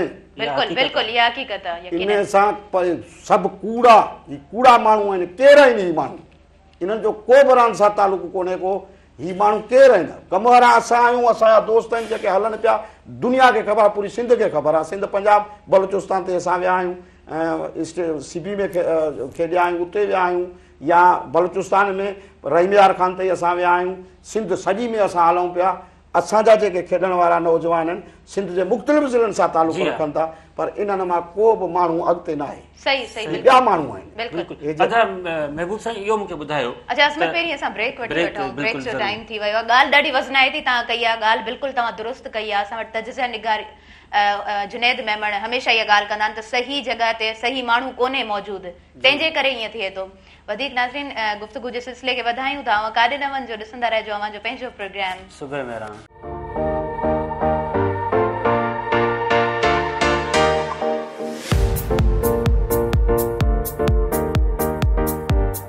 नाज़रीन सभिनी ॾिसंदड़नि खे भली कार चऊं था, दिलि जी गहराई सां नंढड़ो ब्रेक हुयो, वापसि अची चुका आहियूं। हिन वक़्तु असां वटि कॉल ते मौजूदु आहिनि डॉक्टर सैयद फरमान अली शाह साहब, तव्हांखे भली कार चऊं था। अस्सलाम वालेकुम। वालेकुम सलाम हदीब, थैंक यू। अदा कीअं आहियो, ठीकु आहियो? जी जी शुक्र अल्हम्दुलिल्लाह। माशाल्लाह जी, किथां खां तव्हां कॉल कई आहे, छा चवणु चाहींदव? जी हिकिड़ी त गुज़ारिश इहा हुई त पहिरियां ही असांजो पाड़ेसरी सदर जनाब डॉक्टर रईसी, इब्राहिम रईसी आयो आहे पाकिस्तान में। जी हा, पंहिंजे तरफ़ां हुनखे ख़ुशामदीद थो चवां ऐं अवाम जे तरफ़ां बि। इहो जेको लोकल रांदियुनि जो असांजी जेके सकाफ़ती ऐं कल्चरल रांदियूं आहिनि सिंध जूं, उन जे हवाले सां तव्हां ॾाढो ख़ूबसूरत प्रोग्राम कयो था पिया, ऐं हिकिड़ो महिमान बि आयो आहे, हिनजो मां नालो न ॾिसी सघियो आहियां स्क्रीन ते, तव्हां कोन मां ॾिठो न आहे। जी जी साजिद मौजूद आहे। इन खां जी छा नालो अथनि? साजिद अली। साजिद अली एवान साहब ऐं पंहिंजो सिंध मां जेको कंपेयर आहे उहो आहे महबूब अली। हा, मां हिकिड़ो अर्ज़ु कंदुमि अगरि इजाज़त हुजे त। जी जी जी प्लीज़ तव्हां कंटिन्यू कयो, ॿुधायो तव्हां। हा, मां इहो पियो हुनखे अर्ज़ु करणु चाहियां त हीअ आहे माशाल्लाह नवाबशाह ज़िले जो, ऐं नवाबशाह ज़िलो 1980 वारे ॾहाके में मलाखड़े ऐं कबड्डी जे हवाले सां सॼी सिंध में सर फ़हरिस्त हुयो, ऐं हींअर असां हुन में काई एक्टिविटी कोन था एतिरी घणी ॾिसूं, बल्कि हींअर त कुझु हिते काई रांदि या कुझु मुक़ाबला वग़ैरह अहिड़ा क़ौमी रांदियुनि जा, सकाफ़ती रांदियुनि जा नथा थियनि पिया। त साईं आवान साहिब खां असां इहो पुछंदासीं त हिन सिलसिले में तव्हां कुझु कोशिशि कयो था, छो त साईं अनाउंसमेंट जे शोबे में आहे, इहो तमामु अहम शोबो आहे रांदियुनि जे हवाले सां। जी हा। ऐं अॻु में जेको इन्हनि रांदियुनि खे घणो मुनक़िद कराईंदो हुयो, उहो बि हिकिड़ो अनाउंसर हुयो जेको मेलनि मलाखड़नि में ऐं कबड्डियुनि में ऐं पाण मलाखड़ा कराईंदो हुओ, उहो महरम अली भट्टी, साईं हुनखे आमान साहिब सुञाणंदो हूंदो। हुन खां पोइ महरम भट्टी साहिब खां पोइ हींअर इहा नवाब शाह जी जेका ख़ासि ख़िदमत हुई इन्हनि रांदियुनि में, उहा हींअर ख़तमु थी वई आहे। हिन जो सबबु छा आहे? ठीकु आहे सर, तव्हांजी वॾी महिरबानी डॉक्टर साहिबु, तव्हांजी वॾी महिरबानी। साईं महबूब साईं, तव्हां खां सवाल हो त नवाब शाह डिवीज़न में तमामु वॾियूं रांदियूं थींदियूं हुयूं, कोॾी कोॾी ऐं मल जे हवाले सां तमामु घणियूं हुते रांदियूं हूंदियूं। मोहरम भट्टी साहिब जो उन्हनि ज़िक्र कयो त उहे इवेंट कराईंदा, उहो पाण बि रांदीगर हुआ। सो पुछनि पिया त छा सबबु आहे जो इहे रांदियूं नवाब शाह डिस्ट्रिक्ट मां ऐं पूरे डिवीज़न मां जेको आहे इहो अनाउंसर हुया, अनाउंसर हुअण सां गॾो गॾु ॾाढी कोशिशि कंदा हुया। मरम भट्टी त असांजो हिकिड़ो सीनियर माण्हू हो असांजे हिन रांदियुनि में, जहिड़ो कमलाखड़ो या कोॾी कोॾी रांदि में अनवसर बि वॾो हो, असांजो उस्तादु हो जहिड़ो। बाक़ी रही ॻाल्हि तव्हां चओ था त रांदि हाणे उहा न रही आहे नवाबशाह ज़िले में। नवाबशाह में ॾिसो न कुझु माण्हुनि जो इंट्रस्ट हुयो पहिरियां, जेके दोस्त आहे जेके पाण मुरादो बि काविशूं कंदा हुया रांदियुनि जे लाइ का मुनक़द। हींअर ईअं न आहे। हींअर मां त सम्झा थो या त पोइ पढ़िया लिखिया माण्हू जेके आहिनि उहे थोरो पोइते पइजी आहिनि या उन्हनि खे इंट्रस्ट ई न आहे पंहिंजी सकाफ़त तहज़ीब सां। बाबा असांजी रांदियूं ॾाढियूं भलियूं आहिनि, पर छा आहे नवाबशाह, हाणे नवाबशाह में इदारे जेको इदारो आहे असांजो उहो असां साकार नथो करे। पहिरियां कुझु दोस्त कंदा हुया, ईअं प्राइवेट दोस्त बि कंदा हुया, हाणे ईअं न आहे। हाणे असां बार बार चऊं था भई ॾिसो वञी तव्हां नवाबशाह में तव्हांजे रांदियुनि जे हिसाब सां जेके ऑफिसूं आहिनि, जेतिरा माण्हू आहिनि, केतिरी बजट थिए पई ऐं सही जॻह ते कोन था अचनि, पोइ इंट्रस्ट घटि आहे, पोइ रांदियूं घटि थियनि थियूं। जेकॾहिं हथी वठराइजे त सही, सभु असां वटि वॾो मवादु आहे। बिल्कुलु सही ॻाल्हि आहे। अच्छा मूंखे इहो ॿुधायो त तव्हां सवेल बि ॻाल्हि कई पई त इदारा जेके आहिनि उहे मालिकी नथा कनि, वरी जेके तंज़ीमूं आहियूं आहिनि उहे हिननि जो रांदि सां को तालुक़ु कोन्हे, वरी साईं बि ॻाल्हि कई त हाणे उहे इवेंट्स नथा थियनि। इहो ॿुधायो त जेको सिंध जो आम माण्हू आहे उहो पंहिंजी सकाफ़ती रांदि जी उहा केतिरी मालिकी करे थो, या केतिरो हुन में इन्वॉल्व आहे, या केतिरो रांदीगरनि जी मदद करे थो? साईं सिंध जो आम माण्हू खे जेतिरो शौक़ु ऐं शौक़ु आहे, मां सम्झां थो त सिंध गवर्नमेंट खे एतिरो हुजणु ज़रूरी आहे, हुजणु खपे। आम माण्हू में तव्हां असांजे अचो ॿाहिरि अचो, तव्हां निकिरी तव्हां असांजा जलसा ॾिसो ऐं ख़सूसन कोॾी रांदि खे तव्हां ॾिसो। कोॾी रांदि में ॾिसो, कोॾी रांदि रुॻो सिंध ताईं कान्हे का या पाकिस्तान ताईं कान्हे का, ही इंडिया में बि आहे, ॿियनि मुल्कनि में बि आहे। ऐं हिन रांदि जो आम माण्हू खे हर जाइ ते इंट्रस्ट आहे। हाणे तव्हां हिते पंजाब में ॾिसो, कोॾी कोॾी रांदि जहिड़ो क पहिरीं रांदि आहे जंहिंखे वधीक तरजीह ॾींदा आहिनि पंजाब वारा। सिंध में बि असां में ई आहे, सिंध में बि असां में ही ॿ रांदियूं जेके आहिनि, जीअं मलाखड़ो थियो, कोॾी कोॾी रांदि थी, इहे वधीक शौक़ सां माण्हू ॾिसंदा आहिनि। अॼु बि वॾो शौक़ु आहे, पर कुझु माण्हू आहिनि जेके हिननि रांदियुनि खे पोइते थी कनि पिया। तव्हां यकीनन एॾो सुठे तरीक़े सां निभायो आहे, उते माण्हुनि जो क्राउड केतिरो, तादाद केतिरो हिन टूर्नामेंट में? बाबा तादाद तव्हां ॾिसो न, तादाद उते हज़ारनि में आहे। असां वटि भरियूं पियूं आहिनि इहे रांदियूं, जेके रांदियूं थियनि थियूं मुख़्तलिफ़ ज़िलनि में। तव्हां सांगण में ॾिसो, टंडरे में ॾिसो, ख़ैरपुर में ॾिसो, ख़ैरपुर गढ़ आहे रांदियुनि जो, ख़ैरपुर गढ़ आहे। ऐं उन खां पोइ तव्हां सखर वञो, वरी परते निकिरो जेके मबाद ताईं घोटकी ताईं, घोटकी जूं जेके टीमूं आहिनि हाई क्लास जूं रहियूं आहिनि, उतां जा पहलवान हाई क्लास जा रहिया आहिनि। या अंदरूनी सिंध हेॾां ॾिसो तव्हां, हैदराबाद ताईं ॾिसो, लाड़ वारे पासे ॾिसो, बहितरीन रांदियूं हर ज़िले में, हर तालुके में। सहूलियतूं न हुजण जे बावजूदि बि माण्हू पंहिंजे वसार उहो कनि था। इक़बाल साईं ॾे हलूं था, तव्हां शौक़ जी ॻाल्हि कई, सो असांजो शौक़ु आहे त साईं इक़बाल साईं खां का शाइरी वग़ैरह ॿुधूं। साईं ख़ूबसूरत शाइर बि आहिनि। इक़बाल सर आप प्लीज शायरी सुनाइएगा। बिल्कुल सुनाते हैं आपको शायरी, और बहुत शुक्रिया कि इस पहलू को आपने आपके बहुत सारे पहलू हैं ना, जैसे ही मैंने आके कहा था ना शुरू में कि किस मोड़ से शुरू करें, किस मोड़ से खत्म। आप शायरी के मोड़ पर ही मुझे लगता है कि खत्म हो रहा है काम। नहीं, उसके बाद भी एक मोड़ और है। अच्छा और है। तो एक गजल के चंद शेर आपको, पहले दो शेर आपको सुनाता हूँ, जिसमें आपको वादी मेहरान का पस मंजर जो है वो नजर आएगा। जबरदस्त। कि तस्वीर गुले तर हदे इम्कान में रखना, तस्वीर गुले तर हदे इम्कान में रखना, वाह, रंगों की नुमाइश किसी गुलदान में रखना। है तस्वीर गुले तर हदे इम्कान में रखना, रंगों की नुमाइश किसी गुलदान में रखना, और कींझर के किनारे पे नए गीत मिलेंगे। कींझर के किनारे पे नए गीत मिलेंगे। कींझर के किनारे पे नए गीत मिलेंगे, एक जज्बाए आशिक दिले सुल्तान में रखना। है ये दिले सुल्तान मेरे ख्याल में इकबाल साहब का ही दिले सुल्तान। नूरी जाम तमाची का पूरा किस्सा इसमें मौजूद है। कींझर के ऊपर, बिल्कुल सही बात है, बहुत खूबसूरत। तो ये दो शेर के बाद एक गजल आपको सुनाता हूँ जी। वो हालात हाजरा की भी अक्कासी उसमें हो जाती है, जो हमारे माशरती रवैये उनकी जी। कि मानूस इस तरह भी हुए जिंदगी से हम, मानूस इस तरह भी हुए जिंदगी से हम, मिसले हवा उलझते रहे रोशनी से हम। मानूस इस तरह भी हुए जिंदगी से हम, मिसले हवा उलझते रहे रोशनी से हम।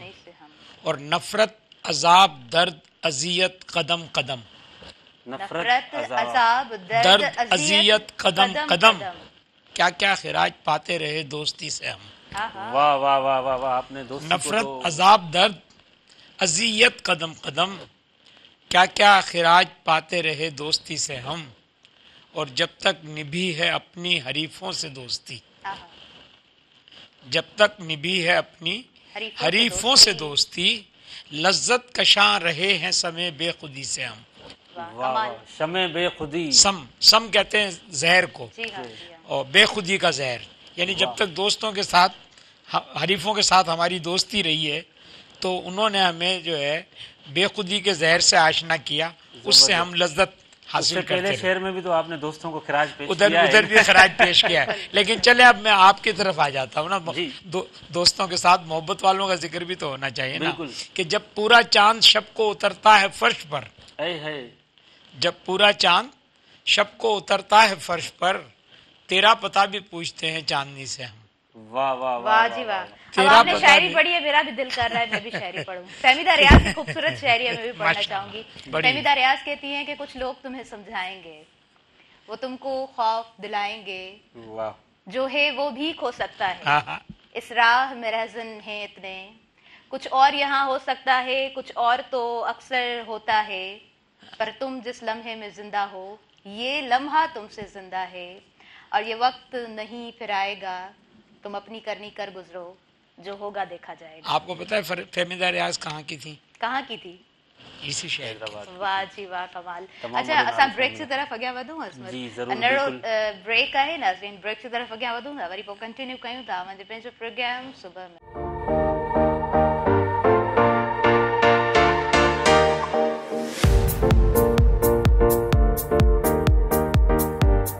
नाज़रीन, सुबह मेहरान में हिकु भेरो ॿीहर भलीकार। ऐं अॼोको प्रोग्राम तमामु ख़ूबसूरत प्रोग्राम, रांदियुनि जे हवाले सां ॼाण, समाज जे हवाले सां ॼाण, ड्रामनि ते, लिखणियुनि ते, उनखां पोइ साईं इक़बाल साईं जेका शाइरी ॿुधाई, ऐं हर सेगमेंट जे ब्रेक में बि असांजो जेको आहे न मुक़ाबिलो हले पियो शाइरीअ ते, कंहिं न कंहिं मौज़ूअ ते, सो असां लॻा पिया आहियूं। नाज़रीन, ॿ अहम ख़बरूं आहिनि, उहे मां तव्हां सां शेयर कंदो हलां।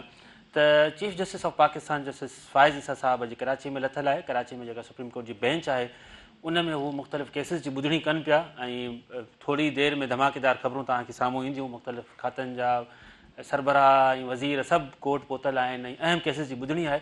जस्टिस फ़ाइज़ ईसा साहब मुंहिंजे ख़्याल में पहिरियों दफ़ो आया आहिनि चीफ जस्टिस जो उहिदे फ़ाइज़ थियण खां पोइ वरी कराची में, ऐं हू ॿुधणी कनि पिया।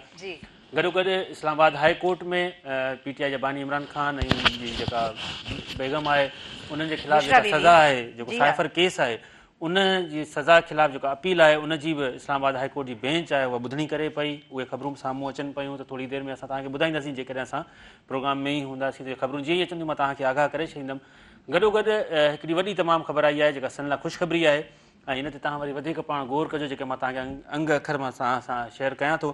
त ॾहरकी जो इलाइक़ो आहे उन मां हिकु भेरो ॿीहर गैस ऐं तेल जा तमामु वॾा ज़ख़ीरा ठाहिया आहिनि। सिंध कुदरती वसीलनि सां मालामाल आहे। बसि हर वक़्तु दुआ इहा हूंदी आहे त इहे जेके सिंध जा माण्हू आहिनि उन्हनि खे इहो नसीबु थिए। ॿुधायो पियो वञे हीअ अंग अखर माड़ी पेट्रोलियम वारनि पाण जारी कया आहिनि, ऐं उहे ॿुधाइनि था त गैस ऐं तेल जा जेके ज़ख़ीरा हथाया आहिनि उन मां रोज़ानो जी बुनियाद ते 25 लख मुकब फुट जेको आहे उहो गैस असांखे मिलंदो, ऐं उनखां सवाइ 1040 बैरल तेल असांखे रोज़ु मिलंदो। जेके खूह तेल जा उते हथाया आहिनि 1040 बैरल असांखे रोज़ानो सिर्फ़ु असांखे ॾहरकी थो ॾे। उनखां अलावा जेके असांजे हाला मां गैस निकिरे थो, बदीन मां गैस निकिरे थो, सजावल मां उहो जेको गैस ऐं तेल निकिरनि था उहे ज़ख़ीरा अलॻि आहिनि। जेकॾहिं ॾहरकी वारे तेल खे असां रोज़ानो जी बुनियाद ते हलायूं त असां वटि सिंध सूबे में कल्ह बि हिकिड़े तमामु वॾे सहाफ़ी पंहिंजे फेसबुक ते लिखियो त जेकॾहिं असां पंहिंजे तेल जी जेकॾहिं पाण ई उपत कयूं त असां वटि पेट्रोल 5 रुपया या 10 रुपया लीटर तो तमामु वॾी टे ख़बरूं ॿुधायूं। तमामु वॾी ख़बर आहे में उन वक़्तु बि ज़ख़ीरा हथाया हुआ जेके पाण माड़ी पेट्रोलियम वारनि या प्रेस रिलीज़ जारी करे अंग अखर ॾिना हुआ। पाण हलूं था पंहिंजे महिमाननि ना। इक़बाल साईं, पाण हिन सोसाइटी जी जेको पाण ॻाल्हि कईसीं पे हुनजे लिखण जे हवाले सां, वरी हुनजी डी ट्रैक जेका थी सोसाइटी भञट जो शिकार थी, उनजे हवाले सां ॻाल्हायोसीं पे। हाणे ॾिसो हिकिड़ो वॾो अंग अची वियो आहे नौजवाननि जो। नौजवान जी सोच ऐं शऊर ज़ाहिर आहे उहो डिफरेंट आहे ॿियनि समाजी जेके पैरामीटर्स आहिनि। त तव्हां छा था सम्झो त हाणे असांजो समाज कहिड़े ट्रैक ते हले पियो, कहिड़ियुनि शयुनि ॾांहुं वञे पियो? आया इहो पॉज़िटिव आहे या नेगेटिव आहे? असां जेको शयुनि जे असर खे क़बूल कयूं पिया, इहो असांजो सही रुख आहे या उहो ग़लति रुख आहे? तव्हां पंहिंजी तज्ज़ियाती ऐं सॼी राय असांखे ॾियो। नई शयुनि जो असर क़बूल करणु जेको आहे, जी हा, ही ज़िंदगी जी अलामत आहे। सही। इर्तिक़ा जो अमल जेको आहे न, उहो कॾहिं घटि कोन थींदो आहे ऐं कॾहिं बंदि कोन थींदो आहे। जी हा। त नई नस्ल जेका आहे उहा तासुबनि खां। अच्छा, तव्हांजे आवाज़ जो थोरो मसइलो आहे, मां चाहींदसि त थोरो असांजे नाज़रीन ताईं तव्हांजो आवाज़ बिल्कुलु सही वञे। तव्हां मोइन अख्तर खे अॼु यादि करणु चाहियो पिया ऐं ॿ ॿियूं ॾाढी ज़बरदस्त शख़्सियात आहिनि, मां चवंदमि पहिरीं उन्हनि खे यादि करियो। बिल्कुलु बिल्कुलु नाज़रीन, तव्हांखे ख़बर आहे त सुबुह मेराण में असां रोज़ पंहिंजी शख़्सियतुनि खे, पंहिंजे हीरोज़ खे दिलि सां मान ॾींदा आहियूं, उन्हनि खे मर्तबो ॾींदा आहियूं, उन्हनि जो जेको वक़ार आहे उनखे असां ॻाईंदा आहियूं ऐं जेको उन्हनि जो कमु थियलु हूंदो आहे सदाईं असां उन्हनि खे पंहिंजे कम सां यादि रखंदा आहियूं ऐं सदियुनि ताईं उहे उनजो किरदारु, उनजो कमु यादि रहंदो आहे। तमामु वॾो अदाकार, पाकिस्तानी ड्रामनि जो, फिल्मुनि जो, टॉक शोज़ जो तमामु वॾो अदाकार, तमामु वॾो मज़ाहिया अदाकार ऐं ख़ूबसूरत माण्हू, फ़क़ीर मंछ इंसान, लेजेंड अदाकार मोइन अख्तर जी अॼु वरसी आहे, 13वीं वरसी आहे अॼु। तव्हां हुननि खे अनवर मक़सूद सां गॾु लूज़ टॉक में ॿुधो हूंदो। लूज़ टॉक में हुननि 400 किरदार कया, उहे अॼु बि इंटरनेट ते मौजूदु आहिनि। छा त उन्हनि जो जेको किरदारु हो, छा उन्हनि मज़ाहिया, समाज में जेका बि भञट राह थींदी हुई, का नाइंसाफ़ी थींदी, उन ते हू किरदारु अदा कंदा हुआ ऐं उहे फ़नून लतीफ़ सां तमामु वॾो लेजेंड। उनखे केतिरा ई अवॉर्ड मिला, सितारा इम्तियाज़, तमगा इम्तियाज़ ऐं 6 भेरा उन्हनि PTV अवॉर्ड खटियो। मिस रोज़ी जो उन्हनि किरदारु उन्हनि खे शोहरत जी बुलंदियुनि ताईं पहुचायो ऐं अहिड़ी रीति उन्हनि केतिरा ई जेको आहे किरदारु अदा कया माण्हुनि जे दिलनि में। अॼु बि मोइन अख्तर राज करे थो। मोइन अख्तर खां पोइ जेका उर्दू जेका मज़ाहिया निगारी आहे या मज़ाहिया जेके ड्रामा हूंदा हुआ, उहे ज़रूरु उनखे यादि कनि था ऐं ज़रूरु इहो जेको ख़्यालु जेको पैदा थियो आहे उहो अॼु ॾींहं ताईं न भरिजी सघियो आहे। अनवर मक़सूद साहिब सां ऐं पंहिंजो उमर शरीफ़ साहिब सां हुननि जी जोड़ी मशहूरु हूंदी। उहो हर हंधि हर स्टेज ते तव्हांखे मोइन अख्तर, अनवर मक़सूद साहिब सां गॾु नज़र ईंदा त उमर शरीफ़ सां गॾु बि नज़र ईंदा। तमामु वॾा अदाकार, तमामु वॾा माण्हू। उन्हनि जो अॼु विछोड़ो आहे, 13वीं वरसी आहे। अलाह साईं उन्हनि खे गरी के रहमत करे ऐं पंहिंजे जन्नतुल फिरदौस में जाइ ॾे। अहिड़ी रीति पाण हैदराबाद सां तालुक़ु रखंदड़ मेहराण आर्ट्स काउंसिल जे स्टेज तां हुन परफॉर्म कयो पहिरियों दफ़ो ऐं उनखां पोइ गुलूकारी जी शोहरत ते उहे पहुतियूं। उन्हनि जी पंहिंजो शाह अब्दुल लतीफ़ भिटाई खे ॻायो, उन्हनि सचल खे ॻायो, उस्ताद बुखारी खे जेको उन्हनि ॻायो उहो शायदि ई कंहिं ॻायो हुजे। अहिड़ी रीति तनवीर अब्बासी खे उन्हनि तमामु ख़ूबसूरत ॻायो ऐं गुलूकारा अंजुम आरा जे विछोड़े जो अॼु ॾींहुं आहे। 9 साल उन्हनि खे जे विछोड़े खे थी विया आहिनि। उन्हनि जी अमड़ शमीम आरा बि तमामु वॾो नालो। शमीम आरा जूं धीउ आहिनि गुलूकारा अंजुम आरा ऐं उन्हनि केतिरा ई कलाम ॻाया, मेरा सोना लतीफ़ ऐं अहिड़ी रीति केतिरा ई मतिलबु उन्हनि जा कलाम। अखियुनि में कींझर, कींझड़ में पाणी, पाणीअ में तुंहिंजी तस्वीर, आ सोना प्यारा तोसां लिखियलु आहे मुंहिंजी तक़दीर। केतिरा ख़ूबसूरत ई कलाम आहिनि ऐं मतिलबु त चवंदा आहिनि न सदाबहार ई कलाम आहिनि जेके उन्हनि ॻाया आहिनि। सोना लतीफ़ मुंहिंजो दिलि सोनल लतीफ़, मतिलबु ख़ूबसूरत उन्हनि तमामु घणो ॻायो आहे। ऐं राणा तो बिन राति, इहो बि तव्हां हुनजे गुलूकारा अंजुम आरा जी आवाज़ में ॿुधो, तव्हांजे रूह खे राहत मिलंदी, तव्हां मतिलबु तमामु घणा महज़ूज़ थींदा। अहिड़ी रीति पाण हलूं त जेके नौजवान आहिनि ऐं जेके विछोड़े जा गीत जे माण्हू ॻाया आहिनि ऐं तमामु ख़ूबसूरत अंदाज़ में उन्हनि विछोड़े जा गीत ॻाया आहिनि। जॾहिं सरमन जो नालो अचे थो, अहमद मुग़ल जो नालो अचे थो, उन सां गॾोगॾु जॾहिं विछोड़े जे गीत जो नालो अचे थो त तव्हां ज़रूरु ॿुधो हूंदो त हर जाइ पिरी हर महफ़िल में मूंखे तुंहिंजी कमी महसूसु थी थिए, तूं मूंखां ई विछड़ी वियो मूंखे तुंहिंजी कमी महसूसु थी थिए, सवा तुंहिंजे चंड सितारा पिरी था नज़र था लॻनि उदास नज़ारा पिरी। सो केतिरा ई कलाम, केतिरा ई कलाम हिकु शख़्स जे ख़ातिर सभु चीज़ विञाए वेठासीं। केतिरियूं ई मतिलबु उन्हनि ख़ूबसूरत तख़लीक़ूं ॾिनियूं। 100 खां वधीक उन्हनि जा एल्बम हुआ। मास्टर मंज़ूर, तव्हां सभिनी जो ॼातल सुञातल मास्टर मंज़ूर साहिब जी अॼु वरसी जो ॾींहुं आहे। अॼोके ॾींहं ते 2012 में उन्हनि जे घर मां उन्हनि जो लाश हथायो। उन्हनि जे मौत जो मोह अॼु ॾींहं ताईं जेको आहे उहो हल न थी सघियो आहे। आया उहो क़तलु हुयो या उहा आपघात हुई, पर जेके सिम्टम्स हुआ, जेके शाहिदियूं हुयूं उन वक़्तु उहे ई ॿुधायो वियो त हू सिधो सओं क़तलु आहे। ऐं केतिरा ई मतिलबु लेजेंड अदब गुलूकार हो, तमामु ख़ूबसूरत माण्हू, शख़्सियत में तमामु ख़ूबसूरत, पंहिंजे मिज़ाज में तमामु ख़ूबसूरत।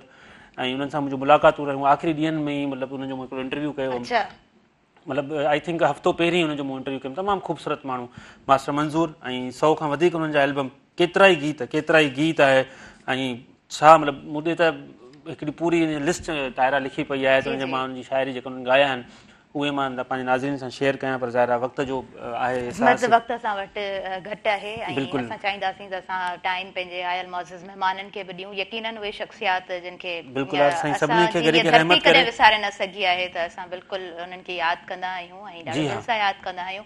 नाज़रीन, असां अॻियां वधूं था। सेवाणी साहिबु, तव्हां आज़मत क्वेश्चन कयो असांजी उहा एक्सेप्टेंस, उहे शयूं जेके असांजी सोसाइटी में पॉज़िटिविटी स्प्रेड न पियूं कनि। जी हाँ, ऐं क़बूलियत जो जेतिरो असर आहे उन ते मां चाहींदुमि त तव्हां शेयर कयो।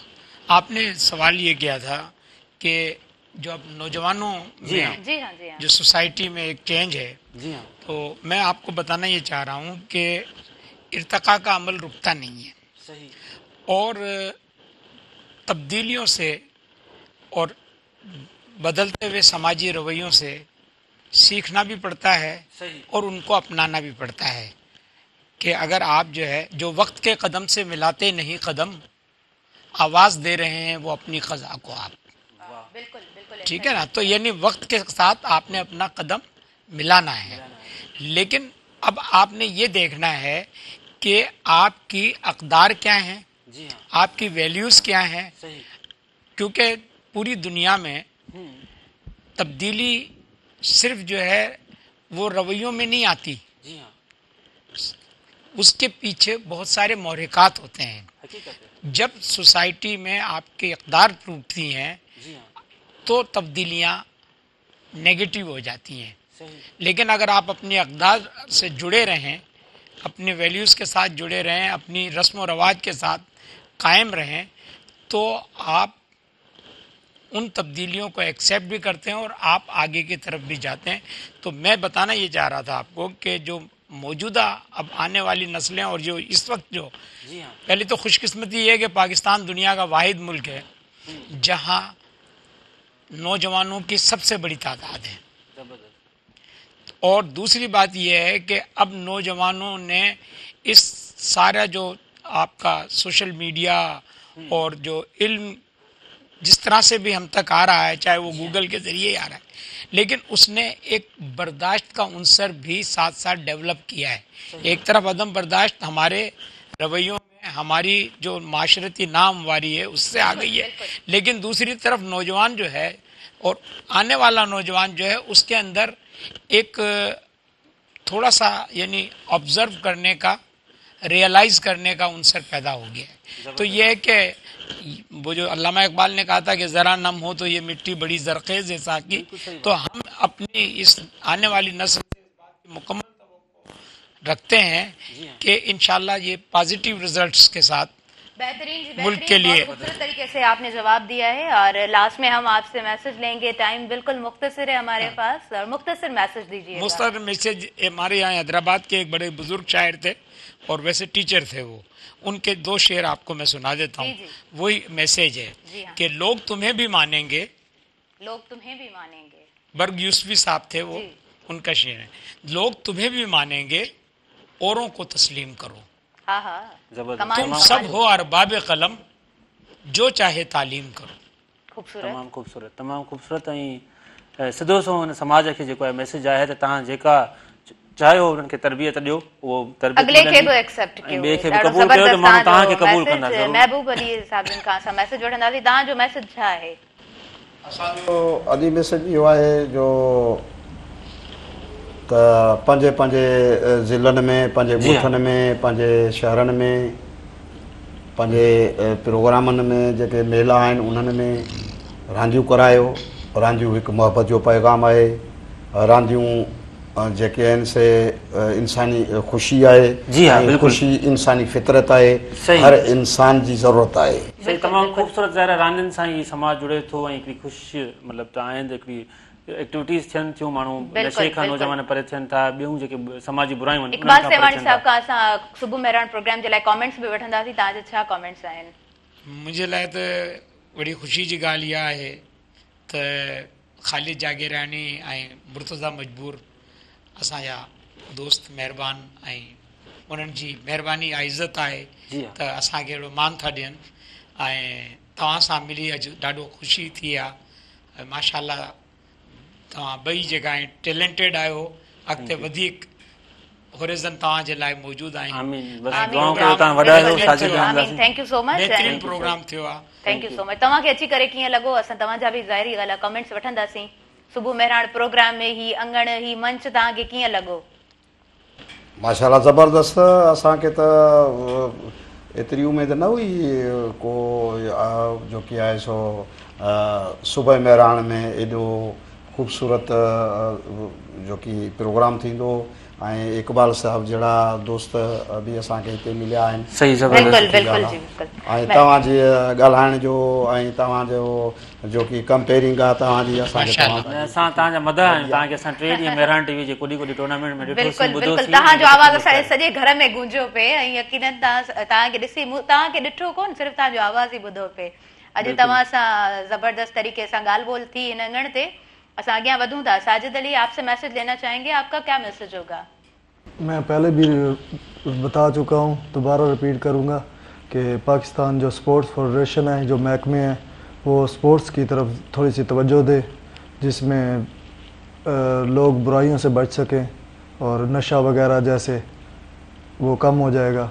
नौजवान नस्ल तमाम खूबसूरत message Iqbal ji please why not. मुझो मैसेज यो है नाज़रीन त मेहरान टीवी जे तरफा 3 ॾींहं जुमो छंछर आचर all Pakistan shooting all Pakistan कोडी कोडी जो मुक़ाबलो थियो, जंहिंमें सॼे मुल्क जी टीमुनि हिसो वरितो ऐं सभई माण्हू हुते आया। ग्राउंड में कासमाबाद स्पोर्ट्स कॉम्प्लेक्स में थियो ऐं रांदियुनि वारो खाते हुन सहकार कयो। हर साल जीअं इहो टूर्नामेंट थींदो आहे, इहे जेके बि उते रांदियूं थियूं उहे तव्हां इंशाअल्लाह सुभाणे खां वठी मेहरान टीवी ते राति जे टाइम ते ॾिसी सघंदा त कीअं मल्ल पहलवाननि उते ख़ूबसूरत अंदाज़ में इहो पंहिंजी सिंधी सकाफ़ती रांदियूं कई आहे। तव्हां ॾिसी सघंदा, तमामु नाज़रीन ॾिसी सघंदा मेहरान टेलीविजन जी स्क्रीन ते। तमामु महिमाननि जी ऐं शुक्रगुज़ार आहियां तव्हां आयो, असांजे प्रोग्राम खे तव्हां ख़ूबसूरत बणायो, तमामु सुठो लॻो।